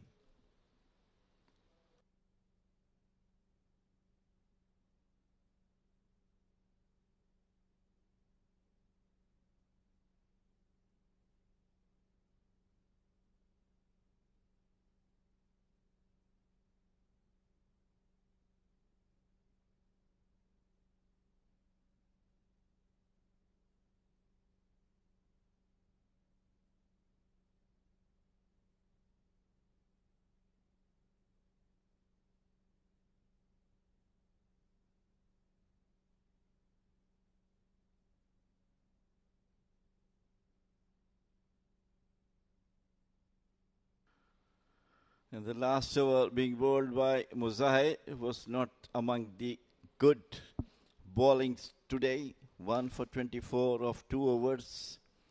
So this is a very, very crucial time for him. How much he can save himself from the runs from the batters. First one and beautifully bowled into the stumps of Hassan. And finally got the second wicket. Backing his strengths, Muzahir Raza. Keeping it very simple, very accurate, targeting the stumps. It's you hit, or rather I hit, you miss, or you miss, I hit, whatever way you put it. I got tongue-tied there, but Muzahir Raza certainly knows what he needs to be doing here. Finally, Hasnain Ali Shah heading back into the dugout for a well-made 13 of 7 delivery. So he's done his bit here, and that's to up the tempo to get as much as possible. And he hasn't wasted much time. In walks Jitin Kumar Ramanandi for the Royal Oman Stallions. Muzahir, on the other hand, the first couple of overs have been really hard on him. So has been last night against that game, in that game where the batters took a certain liking to him and banished him to all ends, all parts of the ground. But here now he's back with a couple of overs and 2 wickets to his name. He'll feel much good about it. Let us see. Full toss, and it was hit fiercely over the long on boundary for the maximum. We'll have to see the umpire signal. Yes, the maximum. It was a bad delivery, and Jitin did the right thing at the right moment. Absolutely. Always looking to hit that out of the park, but then pretty ordinary stuff from the fielder there. Muzahir Raza missing his mark, giving him a full toss, but then this was pretty ordinary effort there out there in the deep. Could not get underneath the ball, and I believe that was a catch to be taken. So these small details will have to be drilled into this IAS fielding unit to back the bowlers at all stages. Full toss once again, trying to keep it out of Jitin Kumar Ramanandi's arc, but what's going to happen is the umpire Azad now indicating that this is going to be a re-ball. He'll have to bowl that one again, courtesy a wide. It was too far from the batter, outside the off stump, and clear wide delivery. That catch could have been taken, but it was a bit difficult. The fielder at that stage had to be very, very active and agile to go those catches. So Muzahir. Full delivery this time around, targeting the stumps, much better line and length, and he'll have to bowl more of those in his spells. Muzahir Raza, just a single, and that would mean the very experienced right-handed Nadeem would be on strike, and that's the kind of comfort level that Muzahir Raza is looking for, that is to bowl to a right-hander. 3 deliveries, legal deliveries to go, and Nadeem is there, skipper of Royal Stallions, the most outstanding all-rounder of our national team.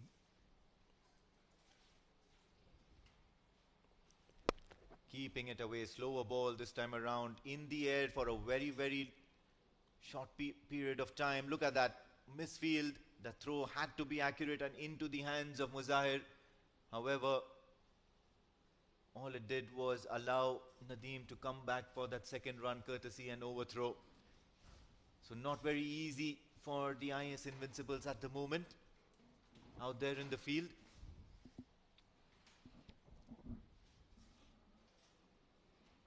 .187. 2 legal deliveries to go. Let us see what Nadeem is going to do with that. I hope. And then Muzahir helping them to get the coveted 200 mark, I believe, if the things goes like that. 188, only 2 mighty sixes are required to get the runs. 200 on board. He will certainly back himself, Mohammad Nadeem. He's got the ability to hit those 2 maximums. Having said that, Muzahir Raza will want to adjust his radar a little bit. Couple of wides. That maximum not helping his cause at the moment, but a wicket will certainly make his figures look a bit better. Once again, another wide, straying down the leg side, looking to trap Nadeem. with his pace, looking to trap the batter leg before, but then he'll have to adjust his line. It happens that when you have a lot of pressure on you, especially the last over to be bowled, and with the batters like Nadeem and Jitin, who really do the maximum in the last second delivery of the last over. Keeps it away out of the arc, and this was a much better delivery, making Nadeem reach out to that ball, and all that's going to happen is only a single. This could have been another wide. It was outside the office down. But Nadeem has played it out. The pressure on the batter on the last delivery to go for the runs, and the bowler has to save that one. Absolutely.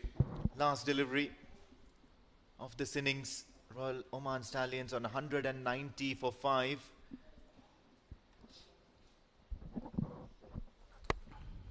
Thumb towards the covers.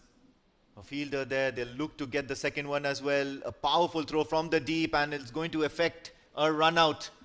So Pasindu finally getting something to his name there.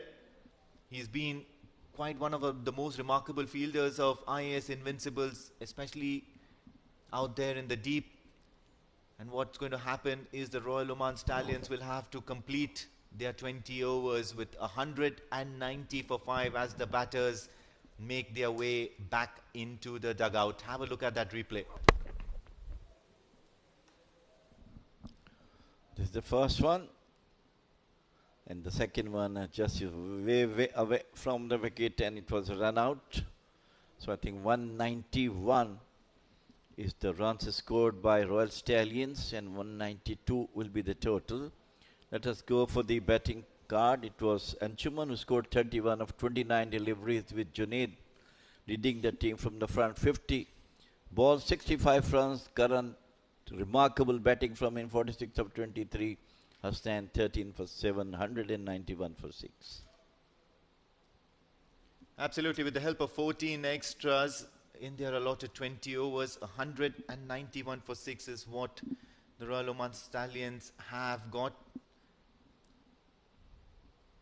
As far as the bowling is concerned, match number 5, and it's been a similar sort of a tale for IAS Invincibles. Mohammad Imran 1 for 33, Muzair Raza 2 for 38 in 3 overs, Ali Imran 1 for 22 in his 3 overs, and nothing much to talk about it. Most of the bowlers above that 6-run and over mark, nearly all of them actually, and Shehzad Rahim was probably the only bowler to have kept things really tight in those middle overs. I wonder why Shehzad Rahim and Ali Imran could not get those additional couple of overs here to tighten the screws on the Royal Oman Stallions. Time for some highlights of the game.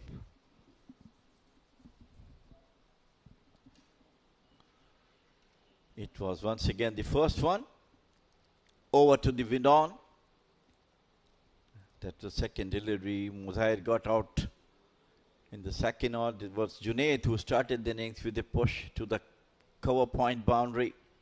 2 successive boundaries, and then he had the maximum onto the mid-wicket boundary.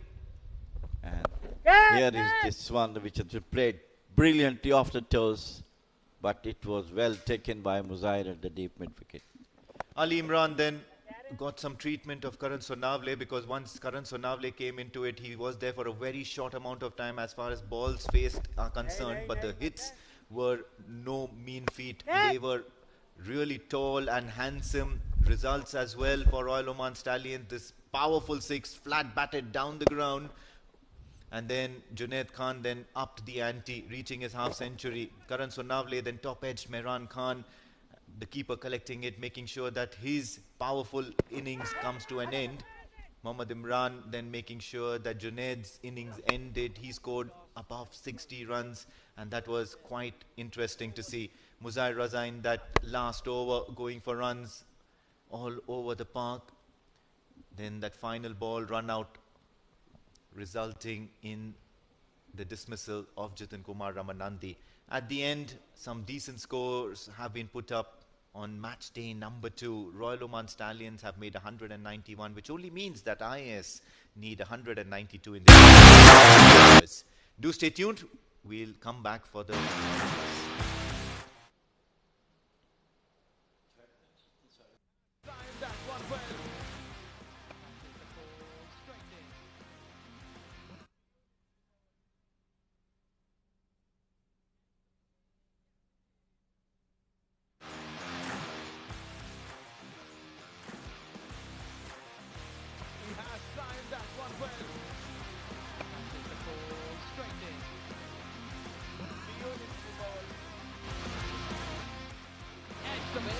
Yes, it is.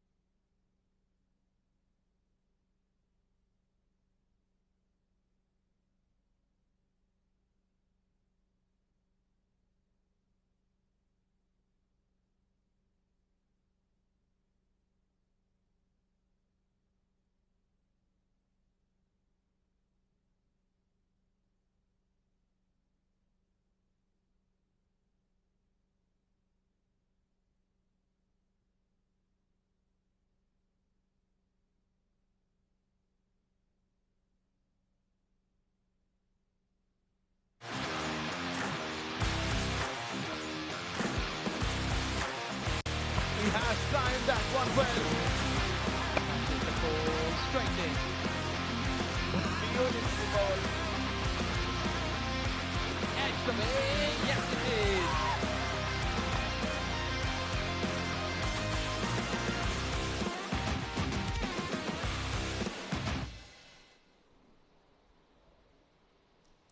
Wonderful weather here at Al Amirat, and pictures are coming live from Oman Cricket Academy.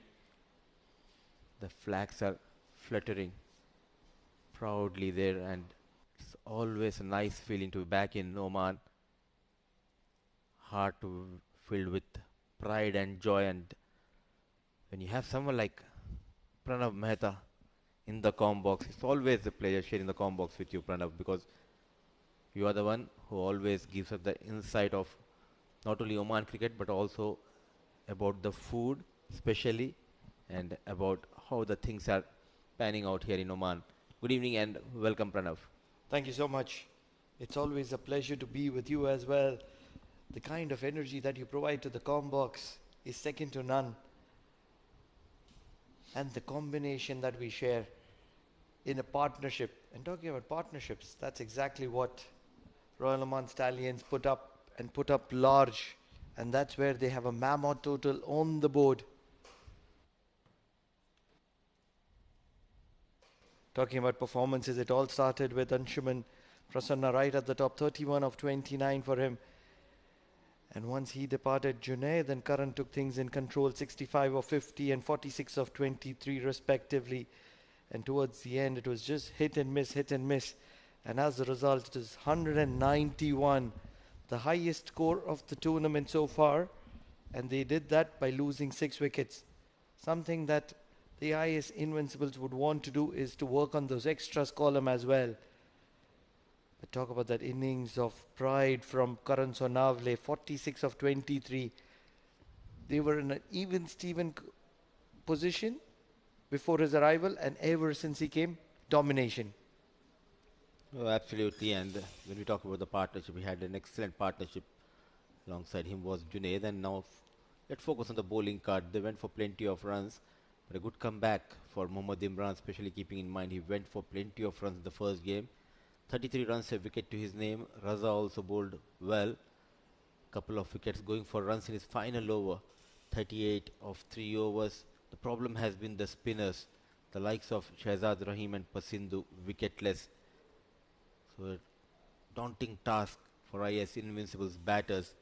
192 needed to win this game. Both the teams looking for a win after losing their opening encounter of this tournament. A lovely sight to watch here at Oman Cricket Academy, surrounded by the mountains. They slip in position. It's Karan Sonavale in the slip, and Hasnain runs in.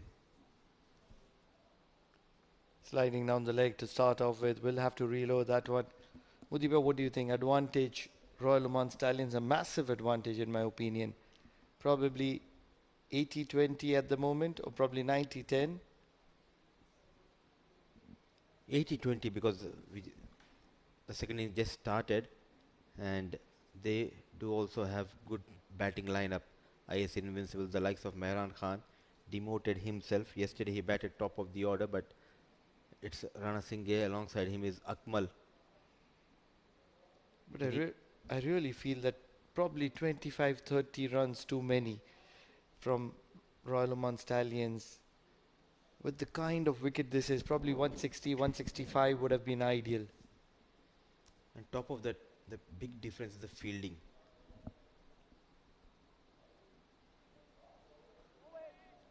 Young guns, and they'll make the difference by stopping 15-20 runs in a shorter format. It's a huge difference when you stop those boundaries.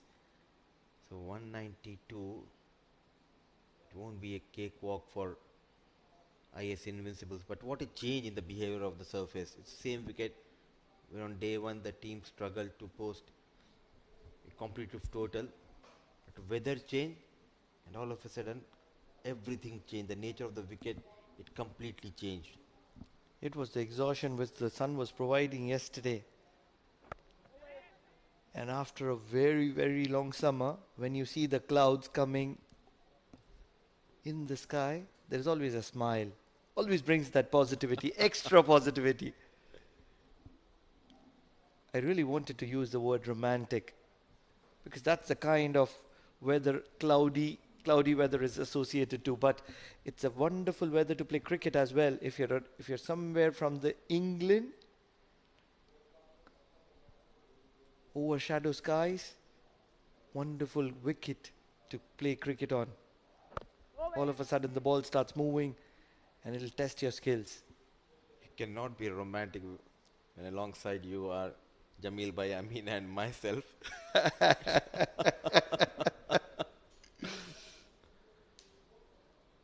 Some relief for the players. The clouds hovering here at Al Imrat.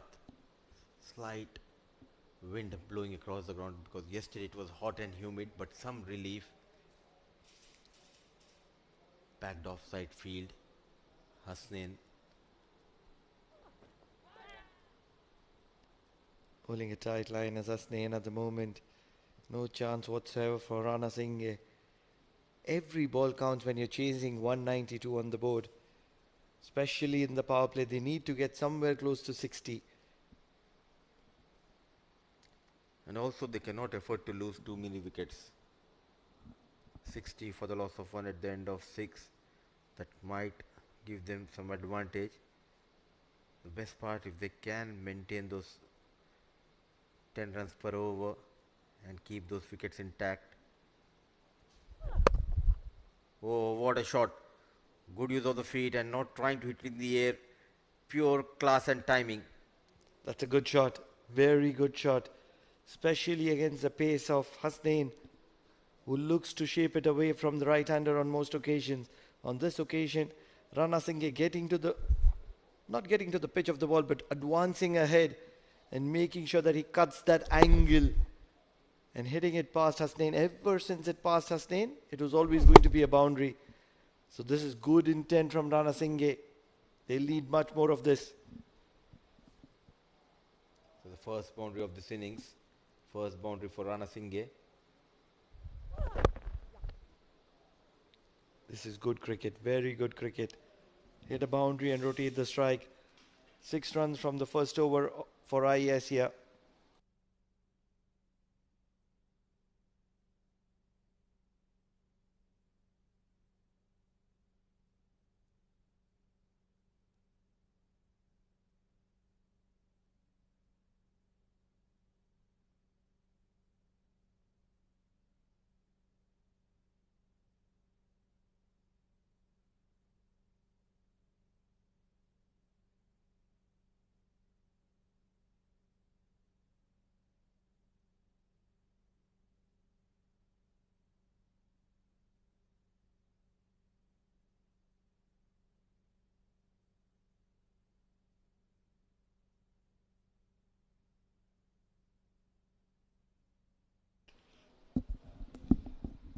Not having the ball in hand yesterday. And look who is going to be bowling the second over. Sagar. Not looking to repeat the mistake. And just to make sure that he's spot on, he's brought Sagar right in the second over. And also yesterday looking at the surface, the thick blanket of grass was available. So everyone got tempted. They thought it's a fast bowler's paradise, but spinners also enjoyed bowling on the surface. But good to see how quickly you learn from your mistakes. Sometimes when you made a mistake, you try to correct it so much that you advance things. But this is a good ploy. Leaving our jokes aside, I really like the left arm spinner bowling the second over because of the angle, because of the arm ball being more effective, the ball skidding through. Driven well, finds the gap. Rana Singh has looked like a very good player and this will get to the boundary. This is some very, very good effort from Rana Singh. He's looking to put in a fight back. A beautiful looking drive. Boundary number 2 for Rana Singh. Driven handsomely through the covers. Now look at that front foot stride. And what a connection. putting in the gap. Straight away putting Sagar Parmar under pressure here.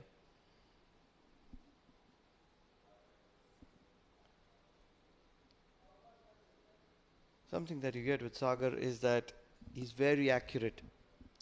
He's one of those you miss, I hit type of bowlers. He'll keep things tight, he'll keep things accurate. And that's what you actually want from a left arm spinner. No flight whatsoever. Looks to dart it in, just like that one. And in the process, every now and then he does get the ball to grip away from the right-hander. You rightly said. He doesn't like to try out too many things. The basics are right. Targeting those stumps. And look at that control, especially with the new ball. And also he's using those fingers, gripping it quite well. It's a good comeback after conceding a boundary. 4 dot deliveries in the first over of Sagar Parmar. 2 overs done, 11 for none.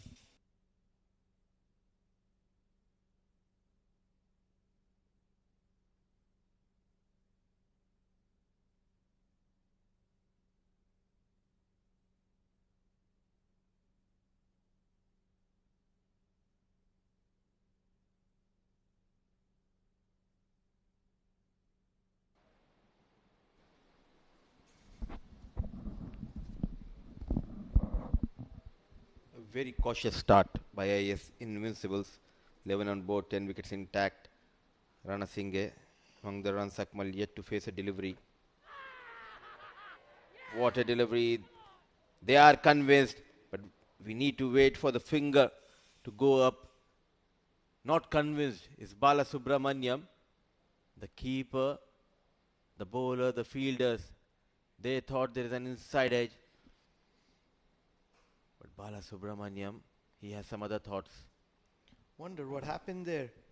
Oh, a clear bit of deflection. And that is probably why they were appealing and appealing loud. Not sure where the deflection came from. Could it be the bat? Could it be probably taking an edge from the stumps? You've seen that happening at the international level as well.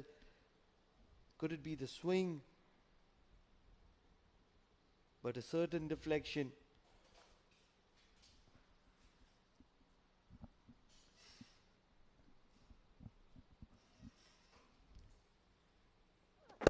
Rana Singh prevails and he's going to be going for that quick single. And even with a little bit of a misfield, it doesn't do any damage to either of the sides. It'll be interesting to see that replay once again. What a delivery. It happened so quickly. And now look at the bowler. He was very casual. The wicket keeper, he straight away went up. I think it just brushed the pad there, because if it was an inside edge, it could have deviated more towards the left side of the wicket keeper. Not really sure, because if it would have impacted the pad, it's supposed to go towards the first slip on most occasions, unless and until it hits the inside part of the pad. But it was all so close that it's very difficult to tell from such a quick visual.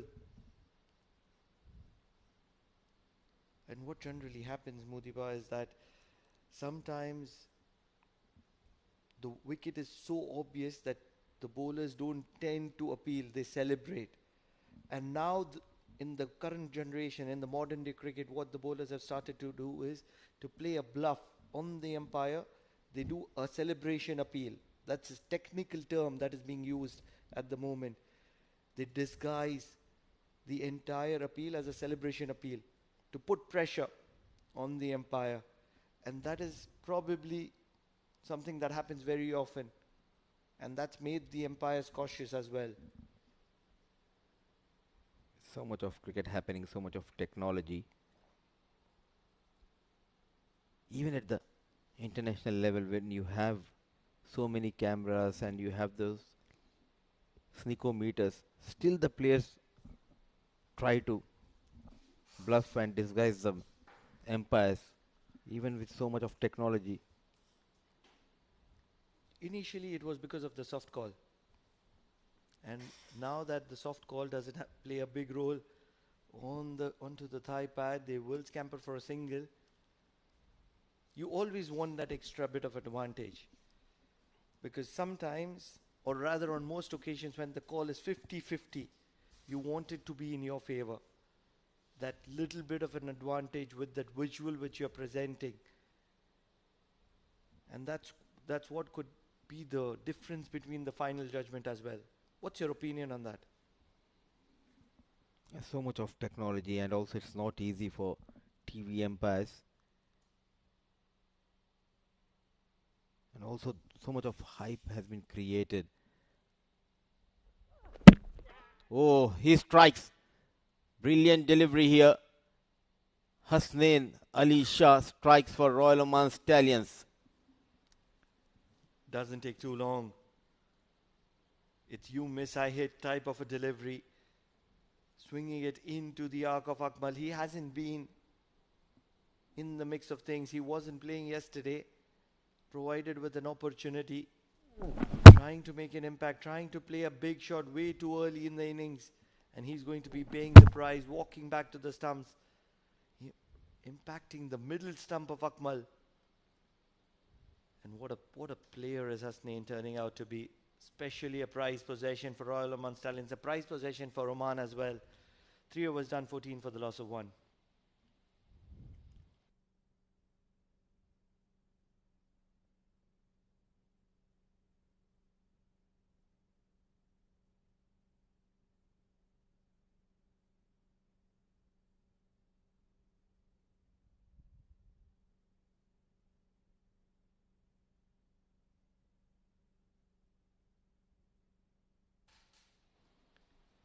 Really feel that IAS Invincibles have pressed the panic button. He played well yesterday, Mansoor Mazhar, and he's been promoted straight to number 3. How often have you seen that happening in the cricketing world?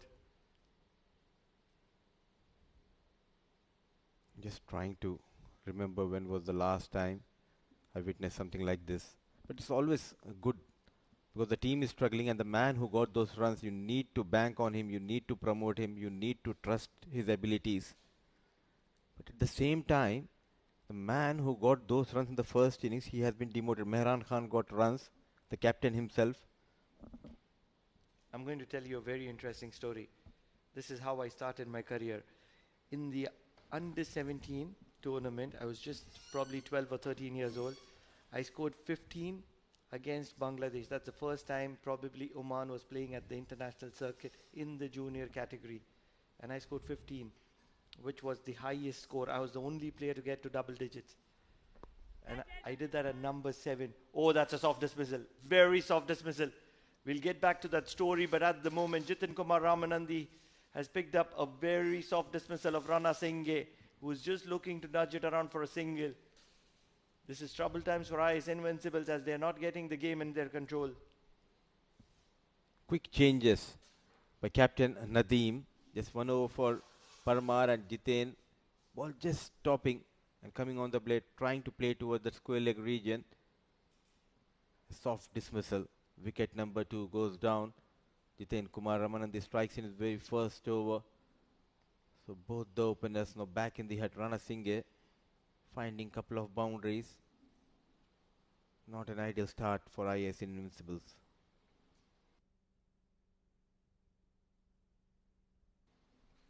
Swinging it into the arc of the right-hander, getting the leading edge, closing the face of the bat very, very early. And no chance whatsoever. Rauf comes in at number 5. For IAS Invincibles, certainly wouldn't have expected to walk in so early. So continuing with my story, what happened is that the very next game, I got promoted as an opener against UAE. If you would have heard the name of Leon Carlo, he was the bowler bowling the first over. He bowled probably 3 or 4 wides, and I had no clue whatsoever. I had never played the new ball prior to that.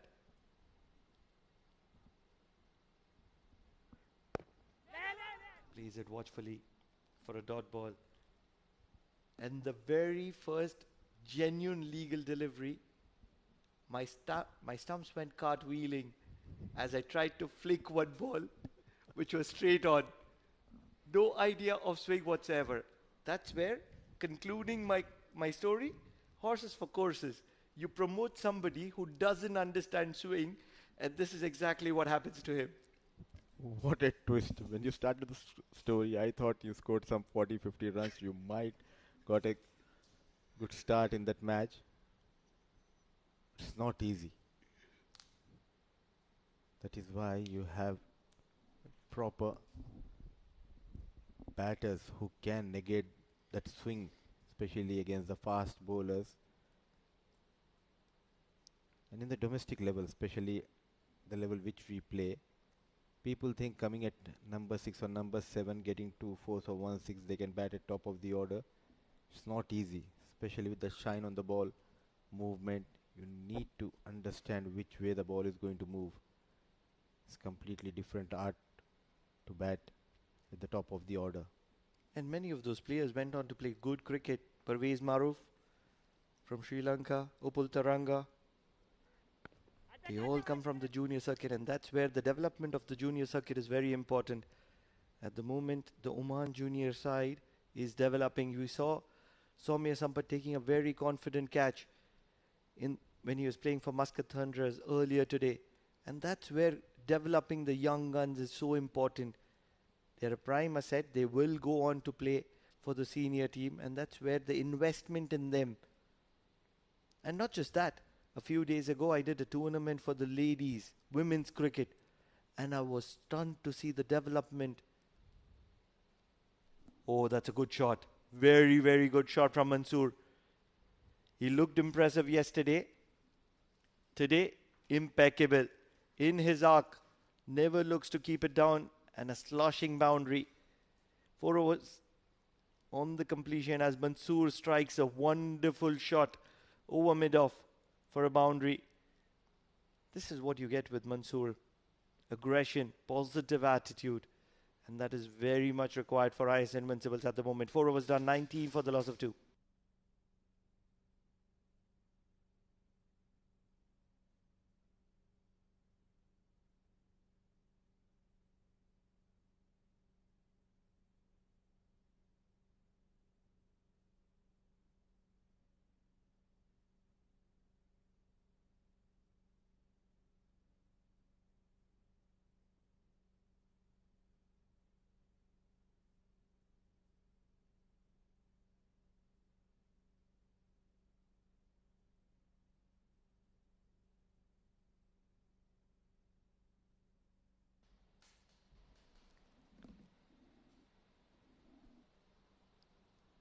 Change of ends for Sagar Parmar. He's going to be coming in from the Oman tail end on this occasion. Loves to fire it in. Good packed offside field. Nobody in the deep, but they're all attacking. And to add on to that protection, there is one more fielder coming to the offside. Can Rauf heave him across the line? Is it a good idea? Can he dance down the track and hit one over mid-on? He can sweep him, and that's going to be effective. He's a very good player of spin. Used to be in the national side of a while ago, and this is exactly why he was there. Still continuing to play. The passion and love for the game clearly shows whenever he's out there in the middle. He loves to get those runs. What a shot.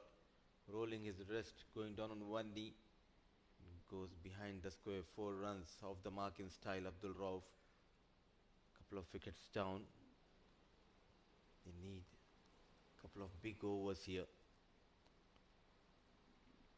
Way behind the required run rate. IAS Invincibles.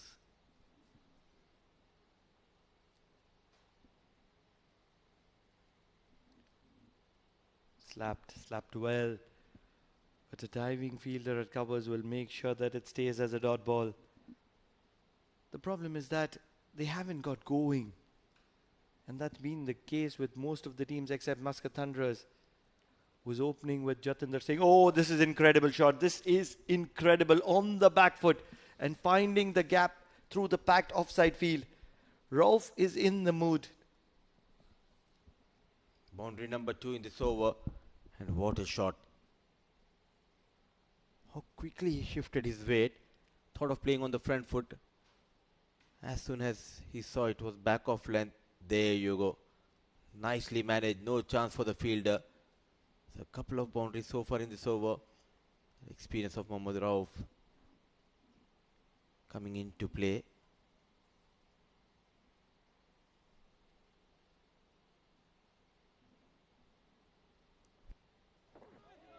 Oh, this is a very, very good ball. Brilliant comeback from Sagar. He has a lot of variations up his sleeve, but this is one of them. Look at the bounce that he obtained out of the surface. Quite surprisingly, this is the 5th game on the same track. As a spinner, it's a rare sight to see the ball getting some extra bounce. So tight over, 4 dots, couple of boundaries, 5 overs done, 27 for the loss of 2.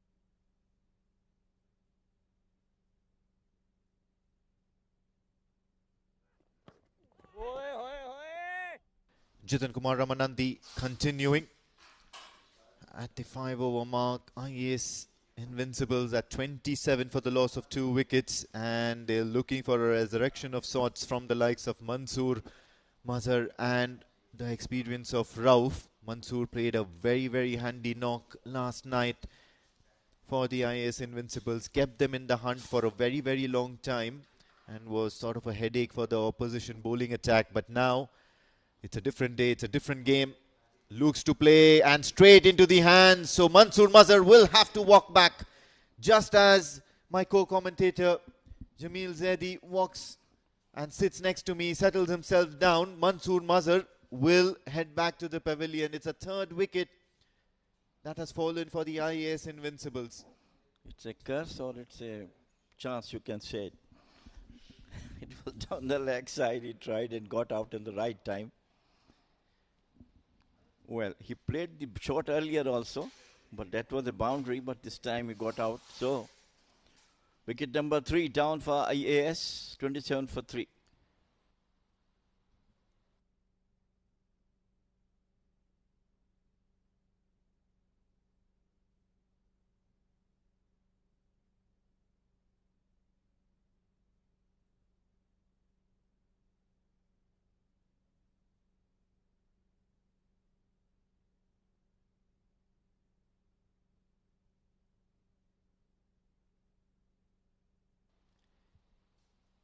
Third wicket down for the IAS Invincibles. Jitan Kumar Ramanandi striking, taking his 2nd wicket in his 2nd over. And look at those figures. He's got to boast for 2 wickets for 4 runs in 1.2.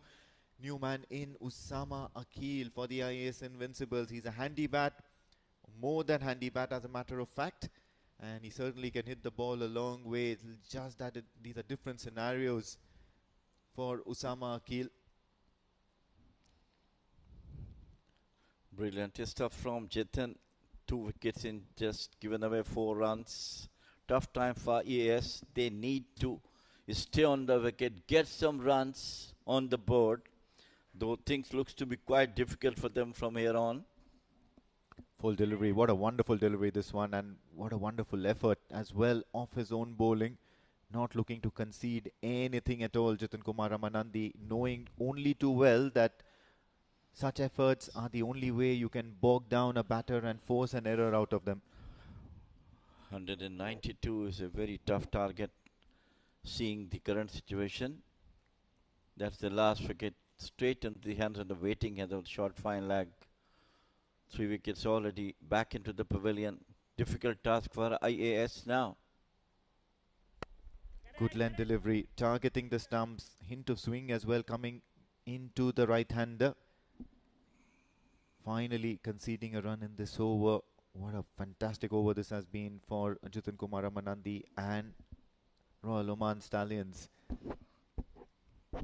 It is always like that. If you post a good total on the board and got some early wickets, the pressure definitely mounting on pressures for the batters to come, and 3 valuable wickets of IAS back into the pavilion. Things really now live difficult for them. But it's all cricket. I mean, somebody can come. Yeah, wide delivery, straying down the leg side. I guess in the last game, Muscat Thunderers could not get the memo. Without losing a wicket, they chased down a very, very daunting total very easily. And never did they look to be out of touch. But over here, Royal Oman Stallions are mounting that pressure, pushing really, really hard against IAS Engineering batters and getting 3 wickets as well. Works it away towards the onside for a single, flicked off his pads. The difference there between the teams, Muscat Thunderers, as I always mentioned, is a complete professional team, and they are showing their class by winning the matches in style, though they lose also. But the main strength is their professionalism, how they take the match, how they bowled, how they bat. So that's the difference between the teams. And IAS is not at all a very good team from last couple of seasons. On and off, sometimes they win the matches. Once again, beautifully bowled into the wickets by Jitin. Wallet point there, Jamil Sab. And yes, of course, that professionalism counts. And with that dot delivery, you can see just those 3 runs, out of which 1 conceded off an extra wide. 6 overs gone, end of the power play, and this, I believe, is in favour of the Royal Oman Stallions. IAS Invincibles are 30 for the loss of 3.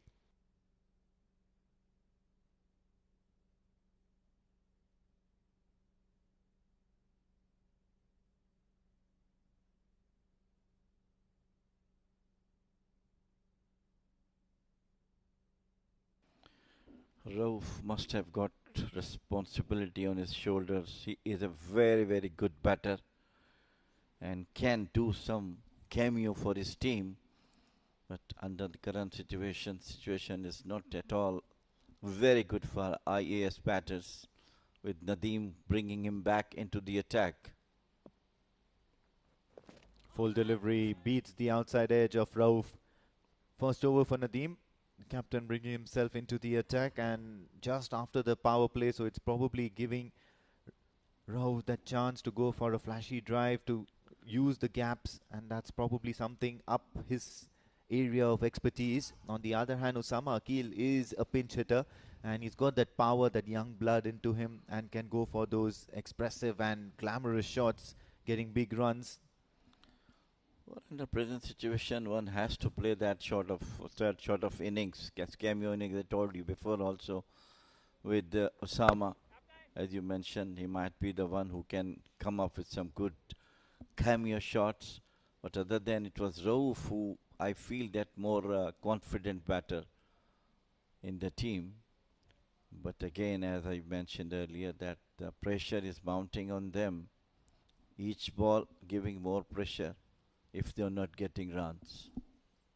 Well, absolutely rightly put. On the other hand, Royal Oman Stallions, let's have a look at their field, what they have in store. They've certainly got a long off. They've got somebody patrolling the long on boundary as well. They've got a deep square leg. You've got 1 person at third. You've got 1 person at deep point. Still have those options where boundaries can be availed. Works it away towards the onside, stranding Osama Akil midway, and a half chance there for a run out. That's the last thing IAS Invincibles want right now. Could have been disastrous had the ball hit the wicket. He was away from the wicket. Good, smart fielding by the fielder at short mid wicket.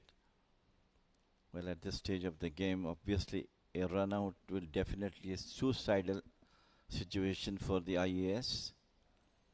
Yeah, change in field. Karan Sonavale from mid-wicket is now going to deep mid-wicket, patrolling the boundary. So you've got another fielder now preventing a boundary. as Hasnain Ali Shah comes inside the circle.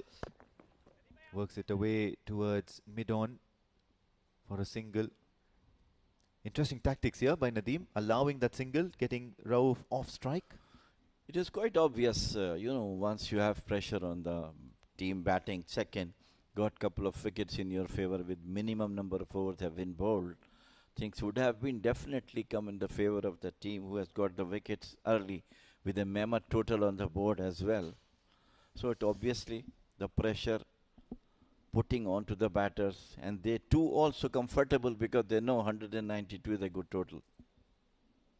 Once again, Karan Sonavale for Usama Akil comes inside the circle. Hasnain Ali Shah is also inside the circle, so asking Usama Akil to go for the big shot.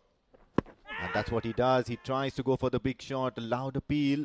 However, I think height was that issue there.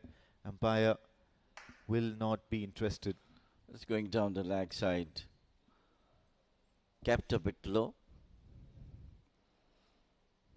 Nadeem is a very, very experienced captain. He knows that when he has to bring himself in at this moment of the game, where Jitan is doing the wonders for his team, to put the pressure on with his all experience, medium pacers Nadeem. Well, I still feel they're not too far behind IAS Invincibles. They've got 31 from nearly 7 overs. From here onwards, someone needs to put their hand up and try and consolidate their innings. Coming in for the last delivery of the over. Full slow is given it a big aerial shot, and Hasnain Ali Shah will spill that catch. The chance was created, the pressure was created by Nadeem all over. Just that one run in the 5 deliveries, and now in the last one, Usama Akil succumbing to that pressure created, but Hasnain Ali Shah spills the chance. Look at that one, quite simple chance, slightly over the head. He got it in front of him, bumbled it in front of his eyes. So, lucky escape for Osama. It's over number 7 gone, 33 for 3.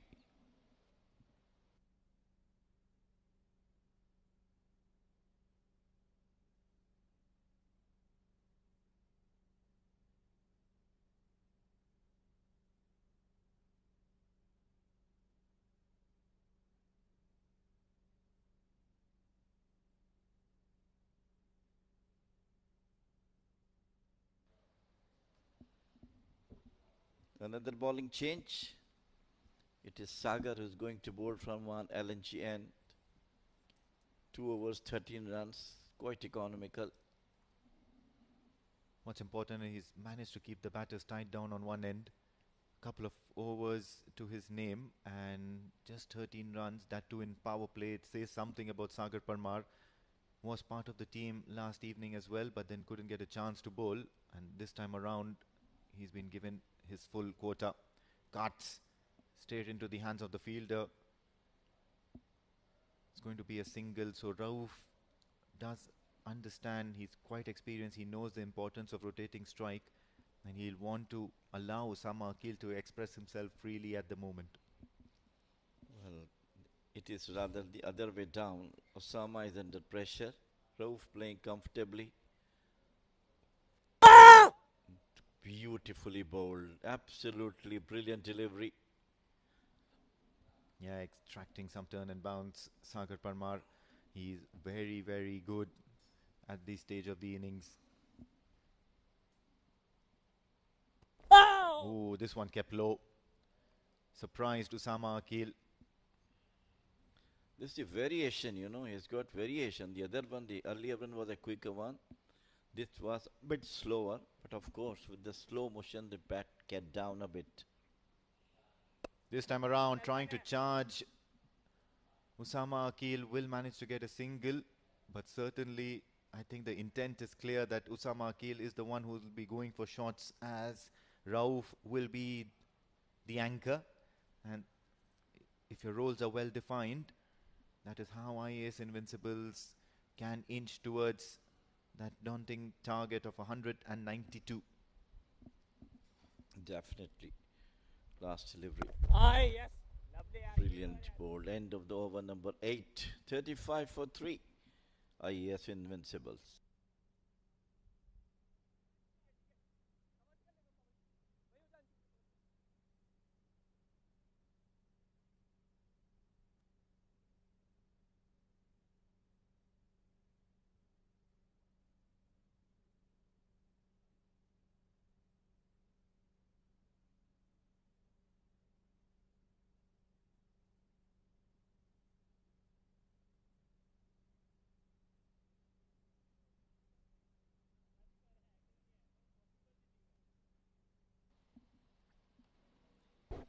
Nadeem will continue. He couldn't get the wicket in the last over of the last ball, spilled down by Hasnan Shah. Works it away towards the onside. Cow corner will come in for a single only. Karan Sonavale has been stationed there. Interesting tactics last over.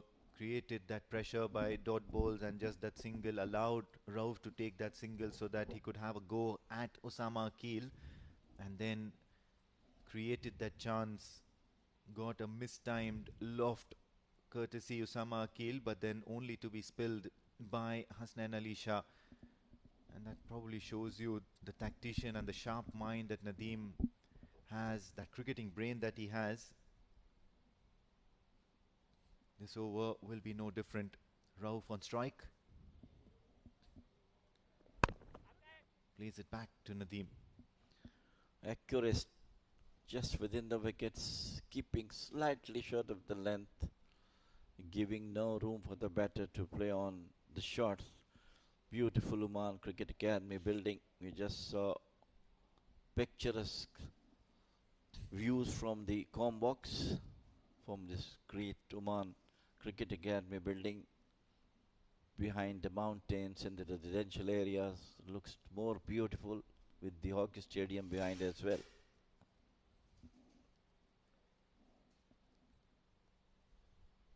Nadeem to Rauf. Slower ball. Tries to dive and stop that single, but that's inevitable. Rauf will get off strike.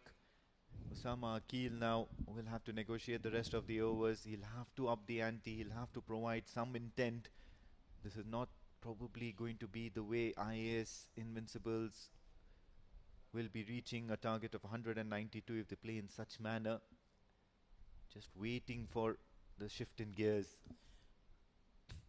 Must lauded the effort of Nadeem, almost 43 years of age. Look at his reflexes, trying to stop the ball on his own bowling.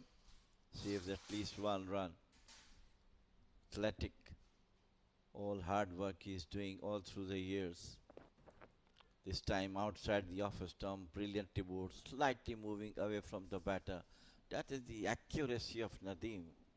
That always counts him, gets him the wickets. Not yes, going absolutely. away. It's not only about pace, it's also about the line and length that you offer to the batter. And he did get a little bit of help, a little bit of deviation off the deck as well. So he'll be noting that those particular areas and will be using it to his advantage. Nadeem, otherwise a very, very smart cricketer. Yes, he does have the tendency to go for runs, but then you also need to understand the nature by which he gets success and the wickets that he does. Full delivery, keeps it away from the right-hander. Once again gets a little bit of away movement. Another dot ball. Now this is a ticking time bomb. It's like a pressure cooker for the IAS Invincibles. Every dot ball will only increase that required run rate multiples in multiples. Well, I hope that this last delivery could have been a slower one or the Yorker one from Nadeem, because he's tested him twice outside the off stump. And let us see how he's going to bowl the last delivery, or maybe a short one. So you're calling a slower one on the wicket? Nadeem? Let us see. I believe that that is a Yorker or that. Oh yes, this one is right on the stumps. Bang on target. And bang on target, Jamil Saab as well. End of the 9th over, 38 for the loss of 3.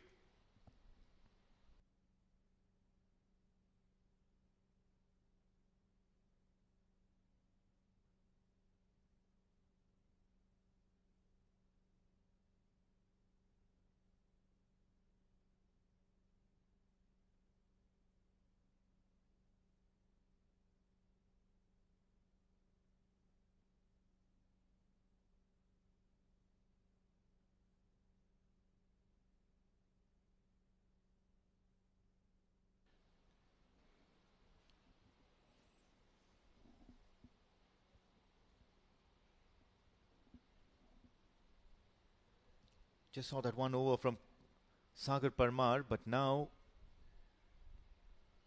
there's going to be Atta, who's be given a go. His very first over. Have a look at what he has to offer. Oh, pacey and bunted down the ground. They look for a second but won't get it. The fielder very, very swift. Quite unusual high arm action by Atta. Very lanky figure, huh? Very thin figure. Let's see, and the bowling action is also quite unorthodox. Picks it up. Oh, there's another catch that's been spilled over. It's like a disease at the moment, a communicable disease, infectious. Catches going down for the Royal Oman Stallions. Nearly 2 of them in this one stint of ours, Jamil Sir. I think they should have been on target, on the toes, and it was not a difficult catch. Look at that one. We have missed that replay, but obviously that was a good, easy catch. Unfortunate for Atta, getting the first over and not getting the wicket. It's absolutely making the batter think already. This time short, rocks onto the back foot, pulls it in between the 2 fielders at long on and deep mid wicket, and that would do. Usama Akil finally breaking shackles and a welcome boundary for IAS Invincibles. After a long time, finally we have seen a boundary from Osama. It was too short outside the off stump and he pulled it away towards the rather wider mid-on. Finally, for boundary came for IAS. I'm sure must be happy at least getting the first boundary. This time charging down the track. It's a riskier option, but he's got enough elevation on it. The fielder making a diving effort.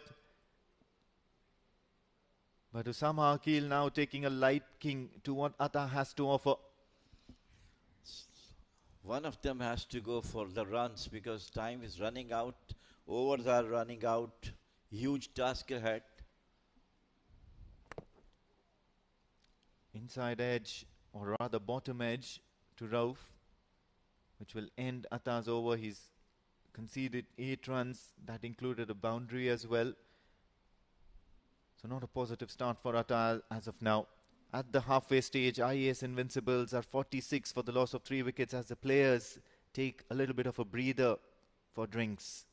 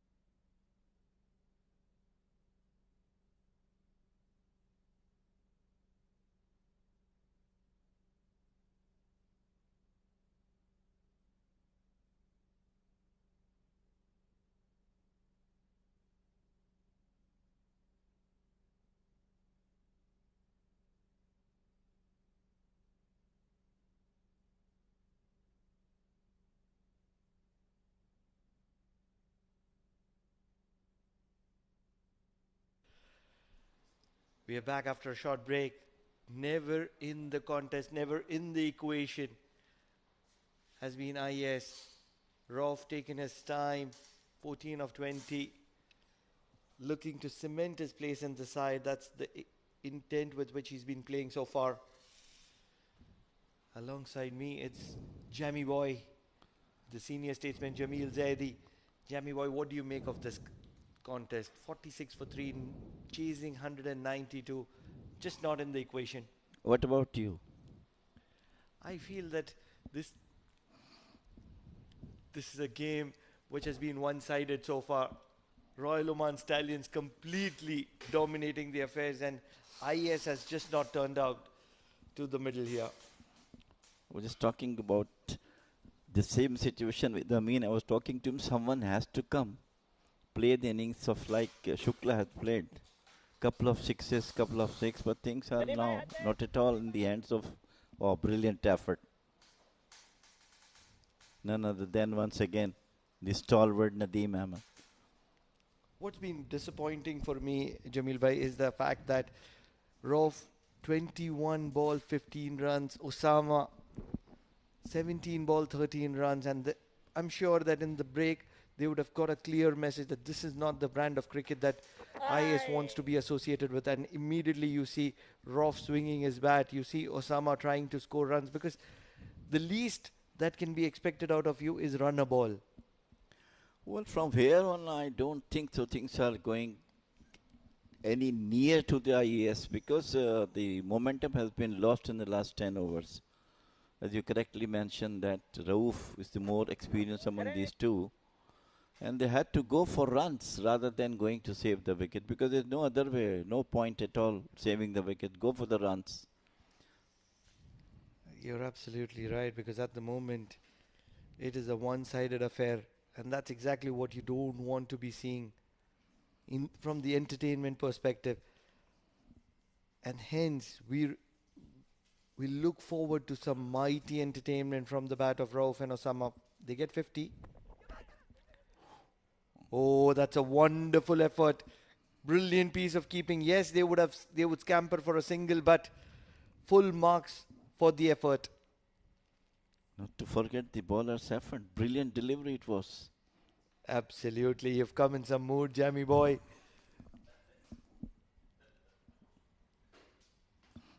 Look at that. Look at that. Excellent. But I agree with you. Brilliant effort from the wicketkeeper. Obviously, yes. Deflected into his hand away from the wicket and still try to get the bat run out. Absolutely, absolutely. This is some fantastic glove work behind the stumps. Vinayak Shukla, not amongst the runs at the moment, but doing really well behind the stumps. It's difficult to get behind Saad Baggar, because with the kind of pace with which he bowls, you need to generate all the power that is required. 11 overs done, 52 for the loss of 3 IAS.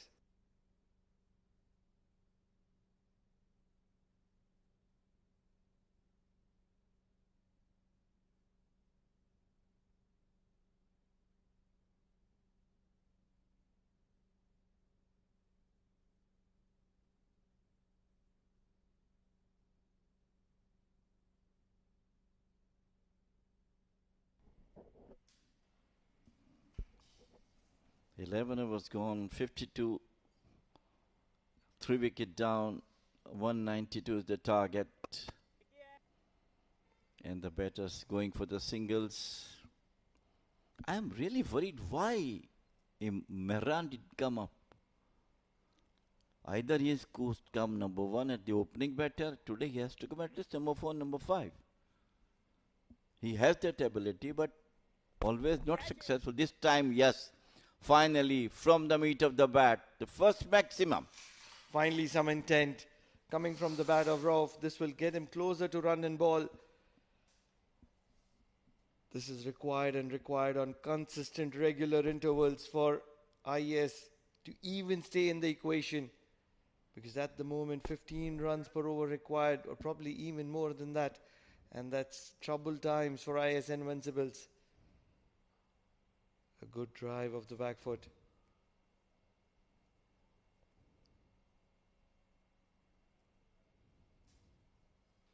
Has Osama been sent back? Because in my understanding, there's a different batter on the non-striker's end.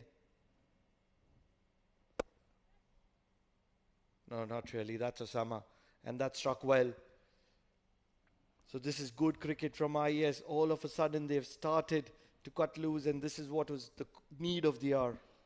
Need of the hour, but I think, a bit late comeback from them. But anyhow, some entertainment is there, and batters must have confidence of playing some big shots. Couple of good overs of 10, 12 runs and over might be at least bring them closer to the total.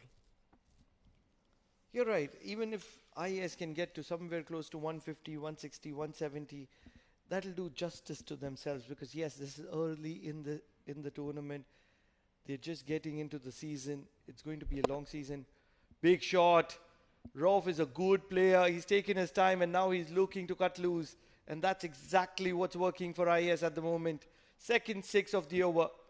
19 runs in this over. So that's what I was talking about. Couple of big overs will really make the difference.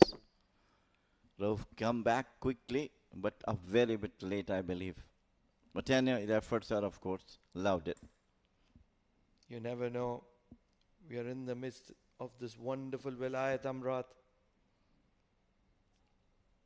The visuals are always so fantastic, right? To be in the center of the Vilayat, surrounded by the picturesque Al Hajar Mountains and this wonderful lush green outfields of Oman cricket, bringing life to the land of desert. Always looks picturesque, beautiful from the com box. Beautiful Oman Cricket Academy building, followed by residential areas and the mountains. Onto the back for the single. Quick single. They won't get a second here. All of a sudden, a little bit of an urgency. Rauf finally going above run a ball here. I really feel that he's not done justice to his talent. He's a brilliant player of spin. Sagar. Slog sweep. Just wide of fine leg, and they will scamper for a single. Well, at least I'm happy that Rauf is trying to do something to get on to. Thing is that if some player in front of you is trying to hit the batter, the other non-striker has got that confidence, okay, I also can try for something. That's gone high up in the air. The bowler coming underneath it. He will hold on to that one. There's a saying that if you don't catch the ball as a bowler, don't expect the fielders to catch the ball. Sagar Parmar takes a wonderful catch. Not easy in this dark sky, under lights. But Sagar holds on to a good one. Osama finally got out. Top edge. Very well taken by the bowler himself. So wicket number 4 back into the pavilion for the IAS Invincibles. Gets him out of misery, Sagar Parmar. Osama is back to the dugout. 73 for the loss of 4 here.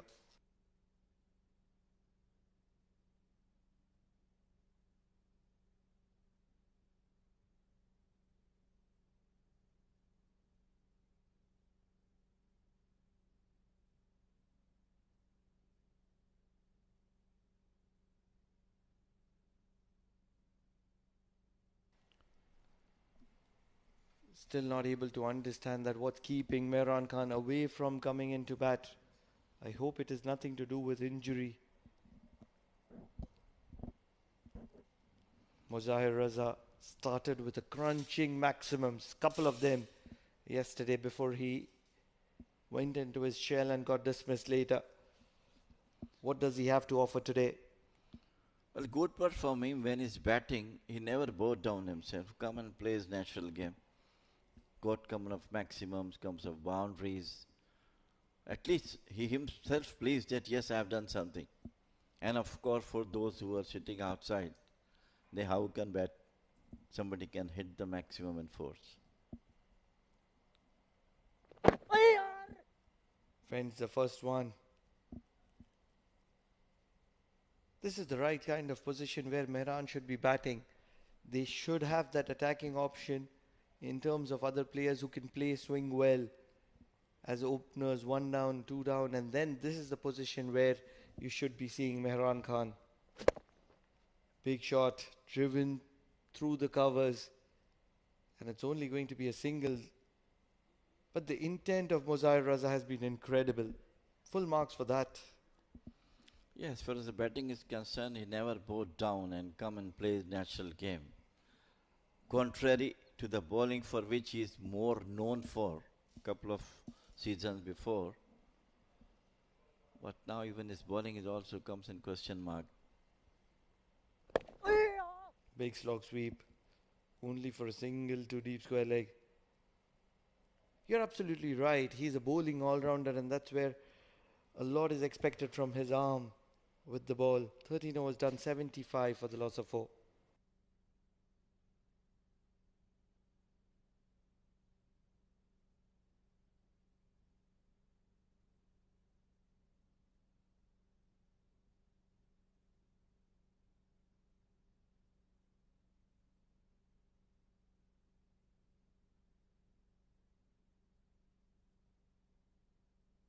Look at that beautiful view of Amarat, followed by the Al Hajar Mountains. Lovely residential area behind. Would have loved some rain today. A little bit of a drizzle here and there, but no real rain.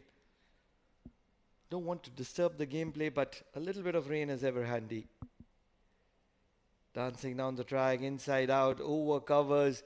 It's always a vacant area, and they're going to rush around for a couple. Dying to see some heavy rains in Muscat now this season, believe me. It's almost out of desperation, Jamil bhai. It's Really been a while. desperation, of course. But of course, Almighty have different things. I'm glad that the Kharif has brought the temperature down. Shot. It was begged to be punished. 6 written all over it. It was almost about time that the ball was about to bounce twice. That's how short it was from the leg spinner. One of the bad deliveries we have seen today. This was the one of that. Down the leg side. If it was my ex-coach, he would have said that a little shorter and you would have hit your own toe.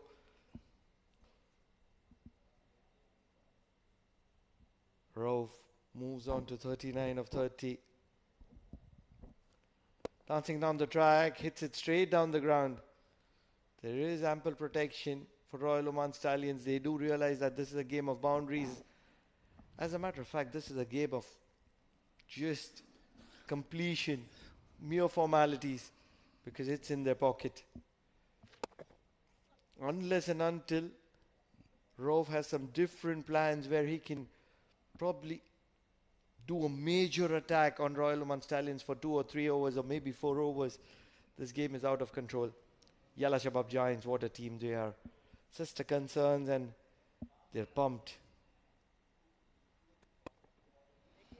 Actually, Rauf came back very late, hitting those maximum mighty sixes. He should have done it earlier. He played about 20-30 balls, but couldn't get the double figures. Now he's coming up. My understanding is probably that could be a ploy from the management, asking him to take his time. Looking at the bigger picture. That's a good shot from Mozair. Should be a boundary, will be a boundary. Straight as an arrow, just over the leg spinner's head. That winds up the over for IAS. 90 on the board for the loss of 4.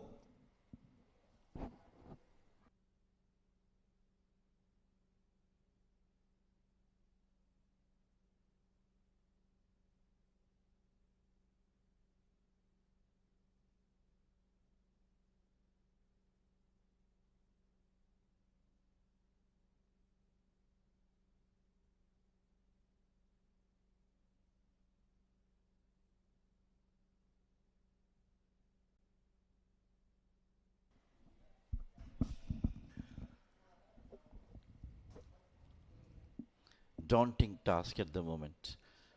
102 required, or 103 required in the last 6 overs with the Rauf has him taking the cue now. Some good mighty sixes from him. Weird things have happened in cricket. 36 ball 100. What's your call? Nowadays, anything can have. Look at that, onto the back foot once again for the maximum. Towards the mid wicket. So, he come back strongly, but I feel a bit late. Oh yes, it's very late. It's a game of 15 sixes and they just have 36 balls to do that. At the moment, they've got one of those 15 sixes from the bat of Abdul Rauf. Shot and pulled. All of a sudden, Royal Oman Stallions a little lethargic in the field. A half tracker from Saad Baggar, and now Atta bowls a half tracker. This one's full. And it's going to bounce just short of that fielder at sweeper cover. Anshuman Prasanna.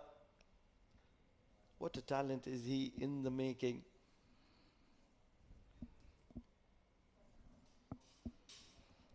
Yes, he's one of the good youngsters who are coming up. And today he played, I really admire today his batting, of course, because the very first ball, he looks to be in more confident mood. Looking for a big one. It's hammered down the ground. Will only be a single. This is not going to be helping the cause. They need maximums. Every over, 3 of them. If I'm not making... Oh, I'm making a mistake. Probably 2.5 of them on an average. Need a maximum here. Oh, that's a very good delivery from Atta. Rauf could only scamper for a single.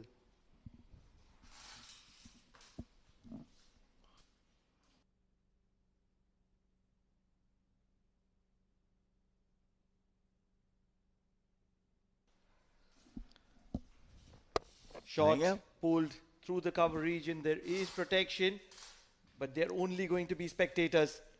Bisecting the gap to perfection, and in the process they get to the 100-figure mark as well. IAS Invincibles.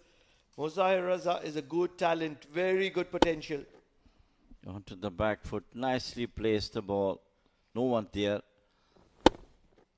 Boundary for him. The things are coming a bit late for them. It's not a very good over from Atta. Yes, third over always given 40 runs almost. Cut and cut well to sweeper for a single. 15 overs done. 104 for the loss of 4. IAS Invincibles, they're completely out of equation at the moment.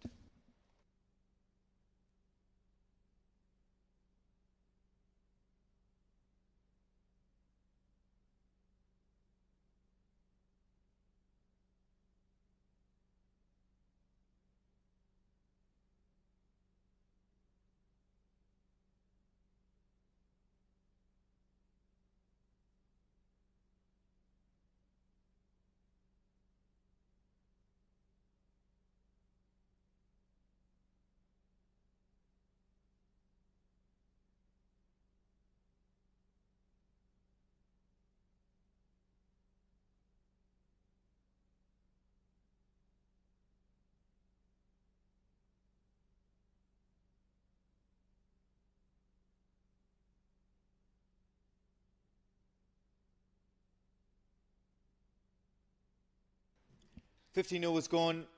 IAS Invincibles find themselves at 104 for the loss of 4 wickets. Yes, you've got Mozahir Raza on at the crease at the moment. Jitin Kumar Ramanandi miserly keeping it away from the right-handed batter, giving a wide. Looked to chase it, but then it was far out of reach of Mozahir Raza. But have a look at that. Figures of Rauf playing with responsibility. 49 of 35 deliveries, but then he's running out of partners and he's running out of them very soon.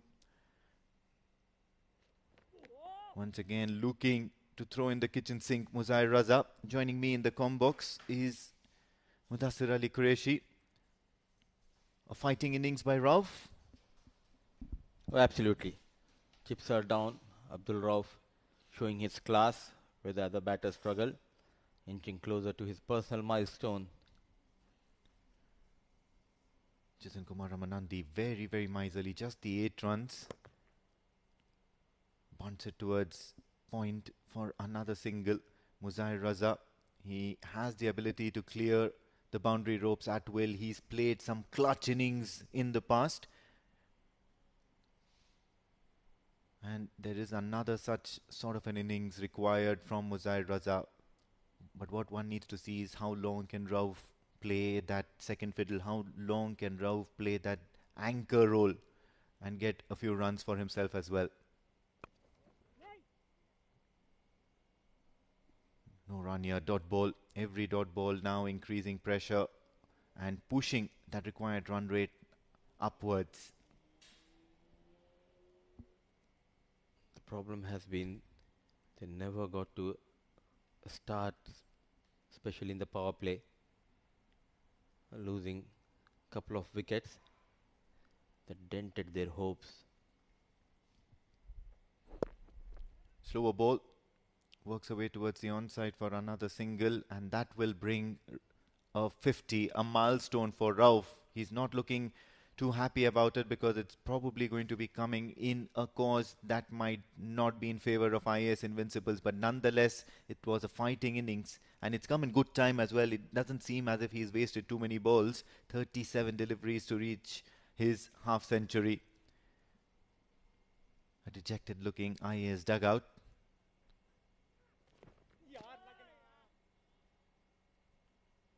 Still looking, finding his areas, Muzair Raza. Oh, what a knock. A gritty knock. Hard-fought knock from Abdul Rauf. Problem has been they leaked plenty of runs in the first innings. Now not able to go after the bowlers of Royal Oman Stallions. Falling way back, IAS Invincibles.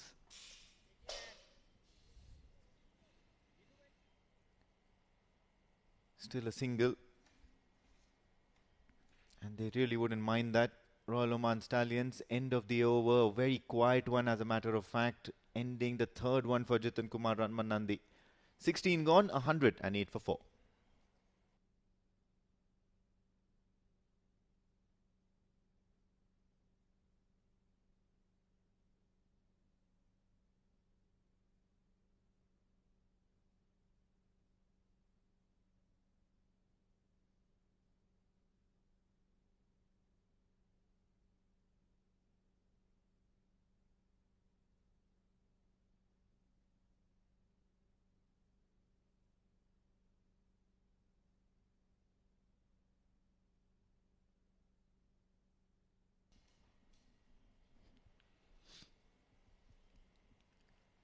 Back to basics for Royal Oman Stallions as Hasnain Ali Shah has been handed over the ball and he'll look to make a little more inroads into this middle order of the IAS Invincibles coming in from the Oman end.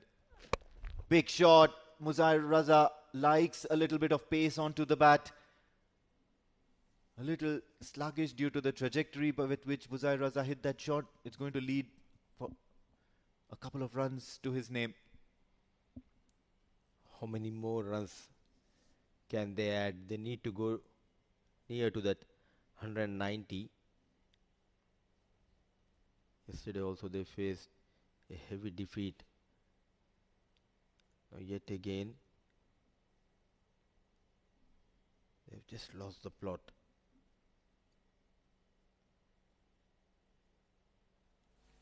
This time once again towards that cover region. Hit strongly towards the fielder who was stationed there, Sagar Parmar. It's been some good bowling tactics here from Royal Oman Stallions, utilizing the bowlers at the right time and not afraid to try a few unorthodox options as well. Sagar Parmar bowling in the power play, if I'm not mistaken. Which clearly they missed previous day.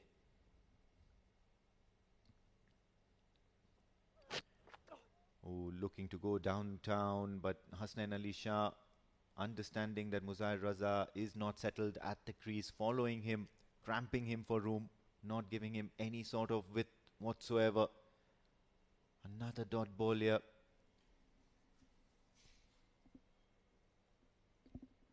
Good comeback by Royal Oman Stallions after losing their first encounter. They made quite a few changes coming into this game.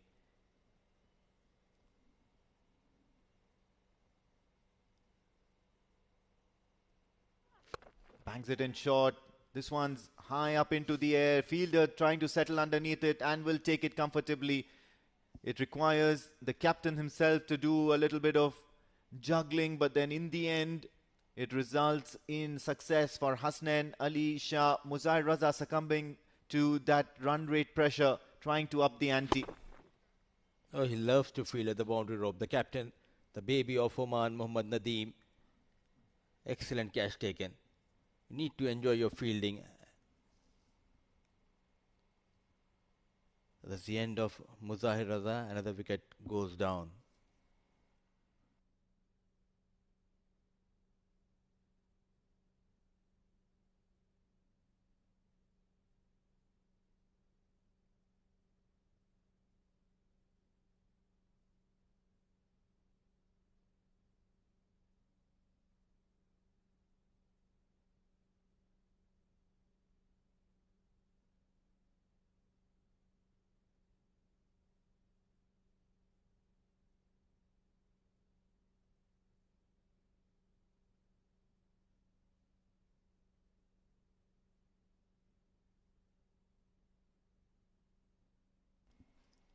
Mehran Khan, captain of IAS Invincibles, out there in the middle, and he'll not be happy about where things have gone for his team.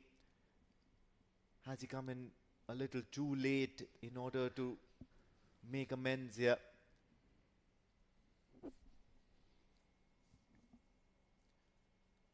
Batted top of the order yesterday, but now coming at number 6 position, half of the side back in the hut. 20 legal deliveries left. 82 more needed. Full delivery, and what a strike. First ball up. This one's high and this one's mighty. Good strike here from Mehran Khan. Where have you been since the start of this IAS innings? Making a statement here that they're not going to go down without a fight. What a fine strike. A brilliant pickup shot. Just arrived and straight away got off the mark in style. Look at that flick of the wrist, showing the way to Hasnain Ali out of the park, a maximum to start his innings. Absolutely. There's delightful hitting here, especially when you have that much power, that much time to play shots like those. One makes you wonder why you come so way down the order. What has prompted this sort of a decision? Giving chances to the other players, I do understand, but then as a captain, you would want to bat with a certain amount of responsibility on your shoulders. Mehran Khan now facing and tries to go similar, this time downtown, but all he's going to manage is just a single as the fielder's been stationed. So few runs and a wicket. The previous over, 17 gone, 117 for the loss of 5.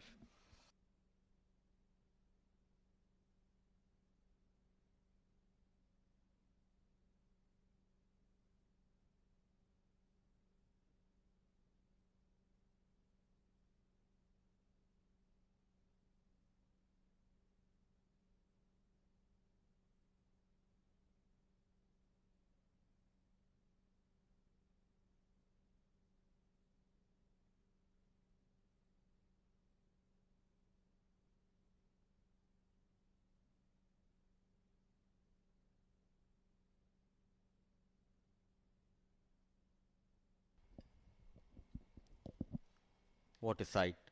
Oman flag and national flag as well as Oman Cricket Academy flag fluttering proudly in the wind.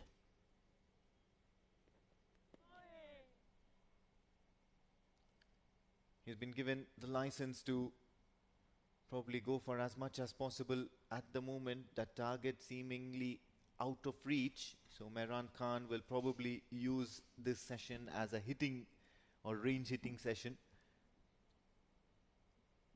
117 for 5 and plenty of runs needed in the remaining 17 deliveries. It's just going a very, very daunting task at the moment. Full toss, misses out. Jitin Kumar wouldn't mind that. It was otherwise probably going to be launched into orbit, but Mehran Khan misses this one. Was shaping to go towards that leg side. That has been the problem on the previous delivery. Misses the line completely.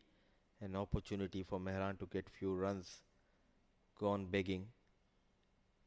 And still I don't understand why he did not came at top of the order when IAS Invincibles came out to chase 192. They need someone like Mehran Khan to come out and get those quick runs. This time, once again, he skied it. It's really high. Two fielders trying to come underneath it, and he spilled it over. Sagar Parmar, otherwise a very, very good fielder, sharp fielder, has failed to latch on to this one. A tough chance. Running sideways. Watching the ball under the lights, miles up in the air. Just not able to hold on to it.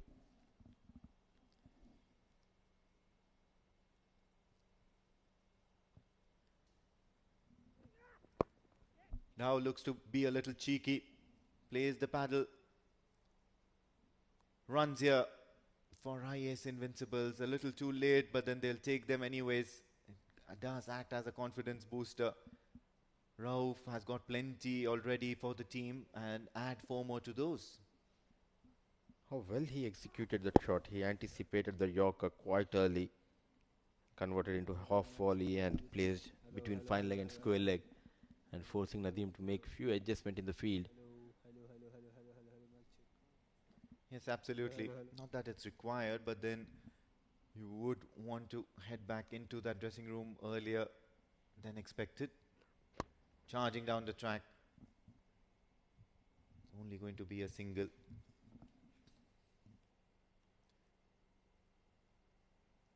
.55 of 39, Rauf, the lone warrior for the IAS Invincibles at the moment, and also looking like an invincible. He's had answers to all sorts of deliveries that the Royal Oman Stallions have thrown at him. Mehran Khan, on the other hand, just in short, slower delivery by Jitin Kumar Amanandi. He's got plenty of variations for himself. Ends the over with a single, Mehran Khan, which means he would keep strike. IAS Invincibles after 18 are 124 for 5.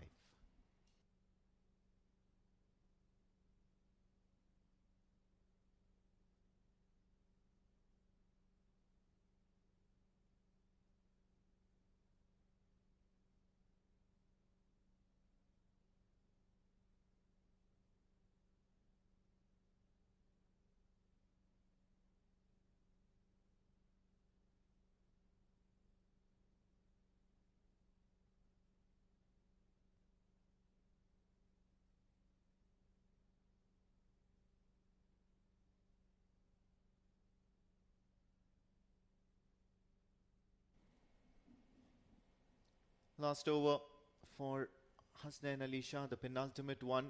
And as one would strategize, always given to your best bowler, and Hasnain Ali Shah wants to be that for the Royal Oman Stallions, steaming in from the Oman tail end. Bangs it in short, makes Mehran duck. That's a brilliant delivery here.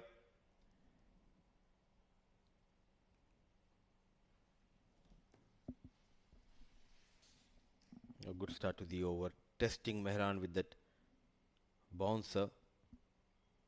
Well directed bouncer.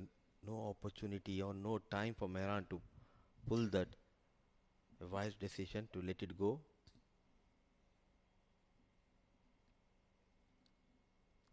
Absolutely, he's been a good find, Hasnain Ali Shah. Bowls the tough overs. Once again trying a similar sort of ploy, bangs it in short. This time misses the line and says, why is that called the wide? Umpires not very happy with that. But otherwise, Hasnain Ali Shah has been top-notch, hasn't he? Well, absolutely. I mean, especially the previous season, the way he bowled. One of the quickest in this region. And just a couple of months ago, against Karnataka touring team, he played a couple of matches and got 9 wickets in those 2 games. Did not had an ideal start to the international career, going for few runs when the team travelled to USA. They had a good outing as a team, Oman, winning 3 games out of 4, when no one gave them a chance for the tour of USA.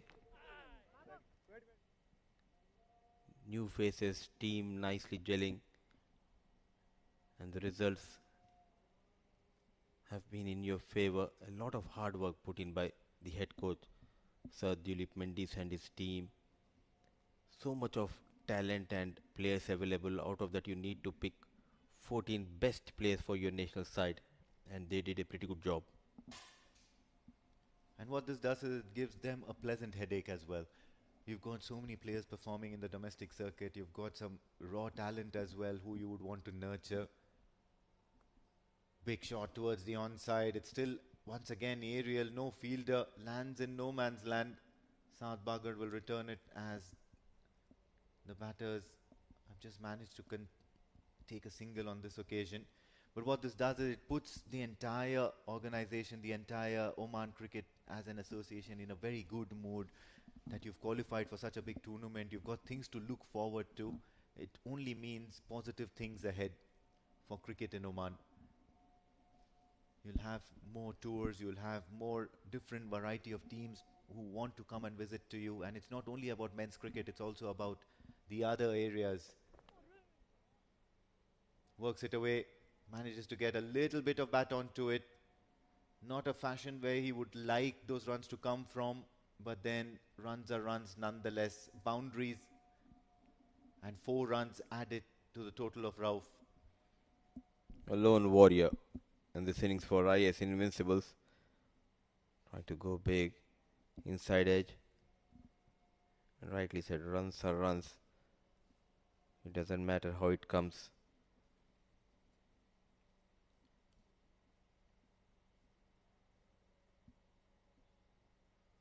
Just a formality now. Another 8 deliveries remaining, 8 legal deliveries remaining in this innings. 130 is what IAS are on at the moment. Tired looking shot from Rauf. Signaled as leg buys. 131 now.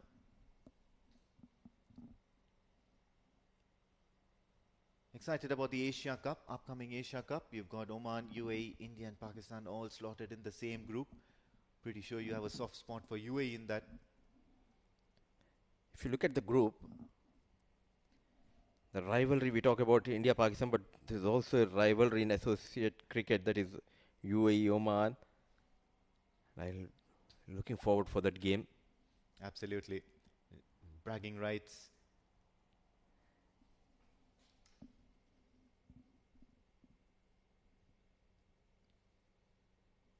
Short ball, and this time it's launched into orbit. In the radar, in the zone for Mehran Khan, who all he had to do was to just swing the bat and swing it really very hard. Not a pleasing end to Hasnain Ali Shah's spell of 4 overs. That maximum from Mehran. Started this over with a bouncer, and Mehran Khan ends though with a maximum. A good battle between these two. Oh, look at that, using that pace and using those wrists. Guided over that square leg region for a maximum. 137 for the loss of 5, 19 gone.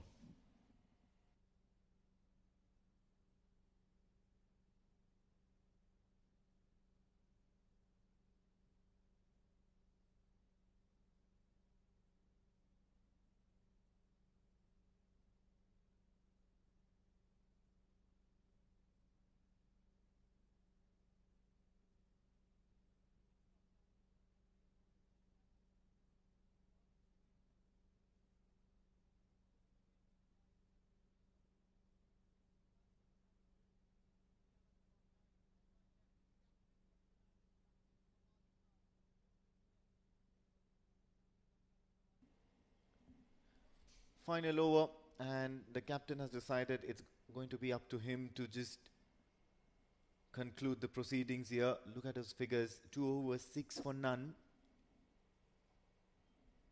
Dancing down the track, hitting it down the track as well. Another run added to the tally of Rauf, who's now at 60. At the end of the day, he should be having a good night's sleep.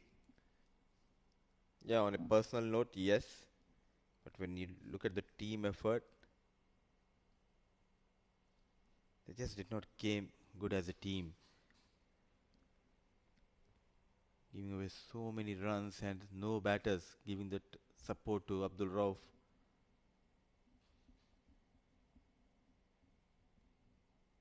Coming into Mehran Khan now. Slower ball played in the air towards the cover region. Fielder not able to latch onto it. Falling just short of Karan Sonavale at sweeper cover. Talking about Asia Cup, I mean, somehow I have that feeling between UAE and Oman, one of them will qualify for the next stage. Why I'm saying that is because if you look at UAE, they recently won the series against Bangladesh. But Oman team, this is something special because new faces, they're hungry for that glory. And whenever they're on the big stage, somehow they come up with a game. And they know those conditions quite well. Big shot towards the covers once again. It's a high risk shot, but what a catch in the deep. And I believe that is Junaid, who's had a good run with the bat as well. So finally, Mehran Khan will walk back to the pavilion, or I believe that is Rauf. A well-made personal effort by Abdul Rauf. And he'll have to head back with his head held a little bit low because even though he scored those 60 runs, it's going to be in vain as IAS are reeling right now with just 3 balls remaining, 139 for 6.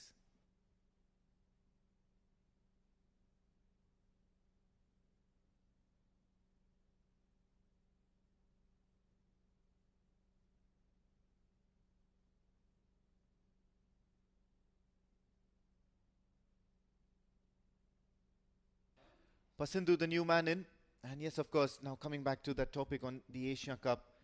Yes, of course, if one of the two teams out of UAE and Oman would want to qualify, it would mean that they have to beat one of the teams. That would be, if Oman needs to qualify, they would have to beat UAE, and then they would have to beat one of the big teams, the bigger teams of the two, India or Pakistan. Now, let me ask you a question. Which one would that be?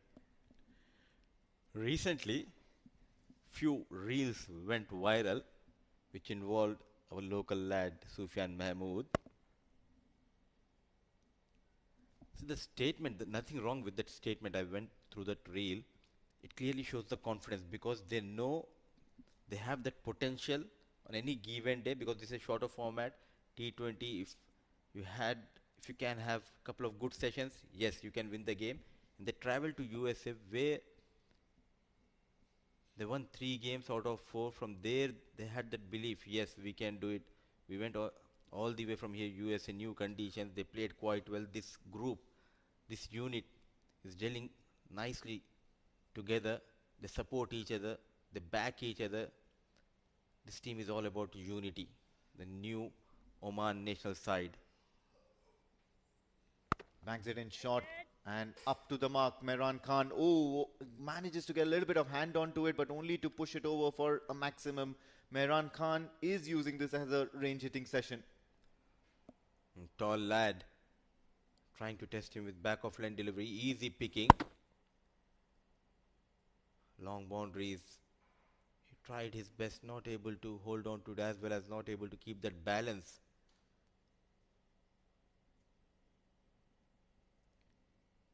Well, upsets are the flavor of the season. We've seen the sporting year 2024 to 2025 seeing a lot of upsets and a lot of surprise winners. Can we see one more of that? But as of now, the last ball of the innings, and probably you won't be needing to fetch that ball. Mehran Khan is asking for a no ball, but then no, the umpire says nothing doing. You'll have to walk back into the dugout. Ending proceedings with a maximum, but it's too little too late. 29 of 13 deliveries is what Mehran Khan ends this innings with. IAS have been defeated by Royal Oman Stallions. Have a look at that shot once again. Spoiling the figures of Mohammad Nadeem before this over. gave away just 6 runs, now 15 in this over, but what matters is a win for Nadeem and Royal Oman Stallions. Back-to-back wins. In fact, they lost their first game, and now they started this campaign, the second game, a much-needed win against IAS Invincible. They are also on the points table with those couple of points. They came back really strongly after that day one defeat. It was like a shock for them, losing against the Majlis Titans. But Men in Blue, they'll be happy unit. Right then, handshakes all around as the men in blue and yellow walk back into that dugout looking very, very pleased with themselves. It's a statement win. It's a win that shows that they can never be taken too lightly. Yes, of course, Majlis Titans did manage that big win for themselves in their previous outing, but then that was a special one for them, registering their first points in this Oman D20 powered by Fancode 2025 edition. Everybody will be pleased in that dugout, especially for the Royal Oman Stallions.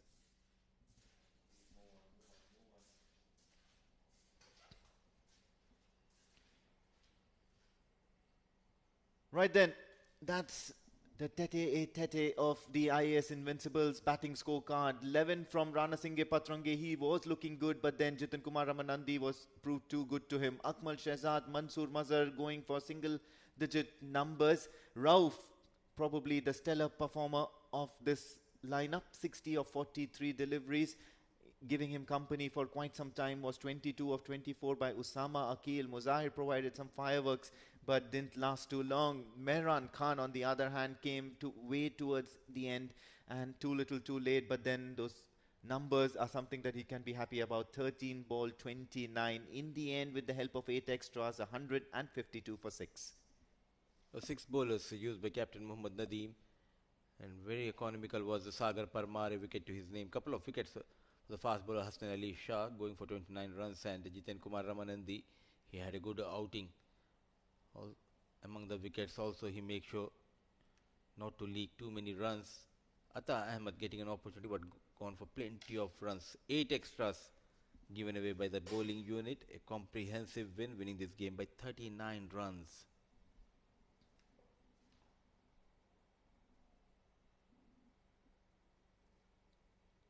So decisive couple of points, and this is how that second innings transpired. First shot down the ground, making a statement, but then, of course, that wicket was quite crucial.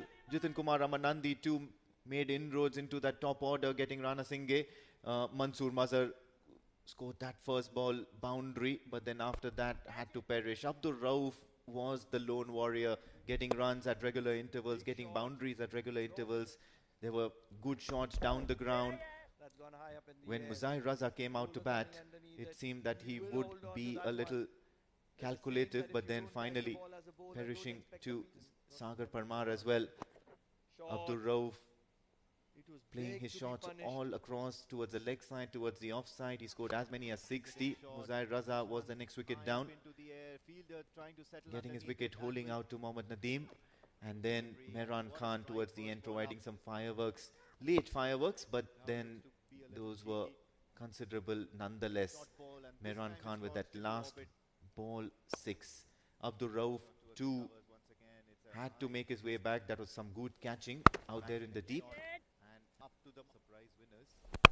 And of course, that last ball 6.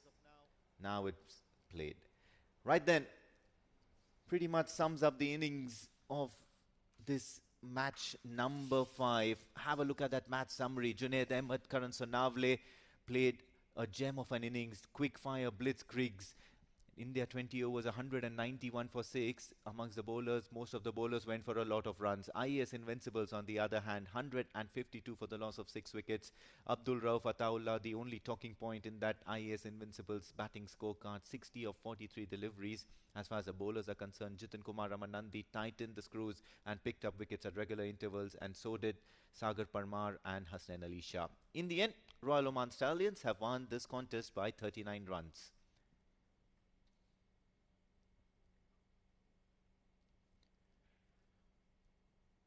Right then, we'll take a short break, but on the other side of the break, make no mistake, we've got our trustworthy Pranav Mehta, who's standing by for the post-match presentation ceremony. Do stay tuned.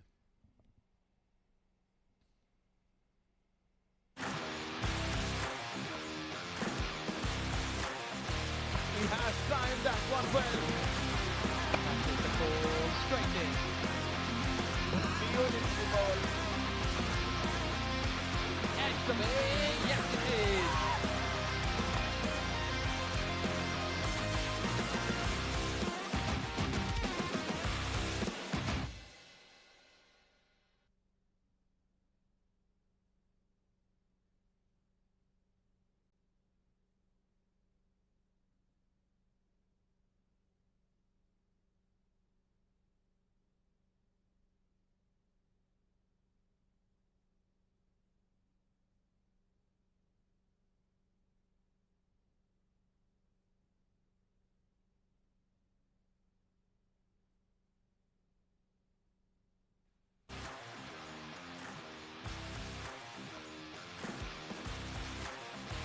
He has timed that one well. Catches the ball straight in.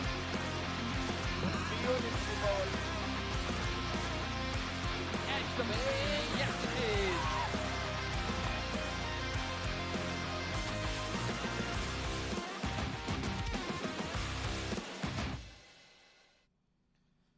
It was pure domination from the Royal Oman Stallions. Welcome to the post-match presentation of game number 5, IAS Invincibles versus the Royal Oman Stallions. And it was certainly completely dominated by the Royal Oman Stallions, at the end winning in surplus of 50 runs. And that, when you do that in a T20 format, you've certainly done really well for yourself. But one man who stood out was a left-hander who took his time in the middle, and then when the occasion demanded aggression, he stood up to the task. It is none other than Junaid, who is going to be the man of the match for the game. He's going to be collecting his memento from the match official, Mr. Bala Subramaniam. Junaid, बहुत बहुत मुबारकबाद. सबसे पहले क्या knock खेला है आपने? सबसे पहले तो अल्लाह का लाख लाख शुक्र है जिसने अच्छी परफॉर्मेंस कराई. और इधर जो विकेट होता है ज़्यादा मुश्किल होता है बाकी विकेटों के ख़िलाफ़. तो बहुत अच्छा अपील कर रहा हूँ. और मेरा ये पहला मैन ऑफ द मैच है, दूसरा मैच है इस सीज़न का, और अभी अभी आया हूँ पाकिस्तान से, तो बहुत शुक्रगुजार हूँ अल्लाह का.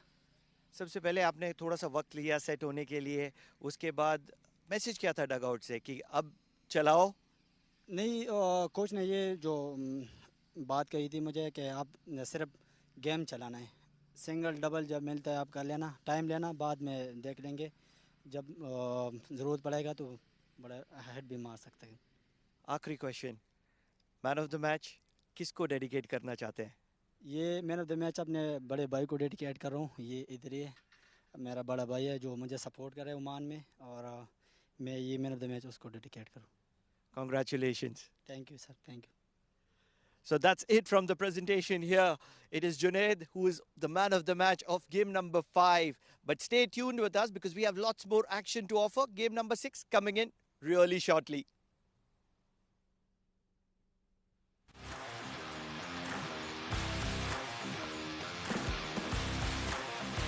He has timed that one well. Catches the ball straight in.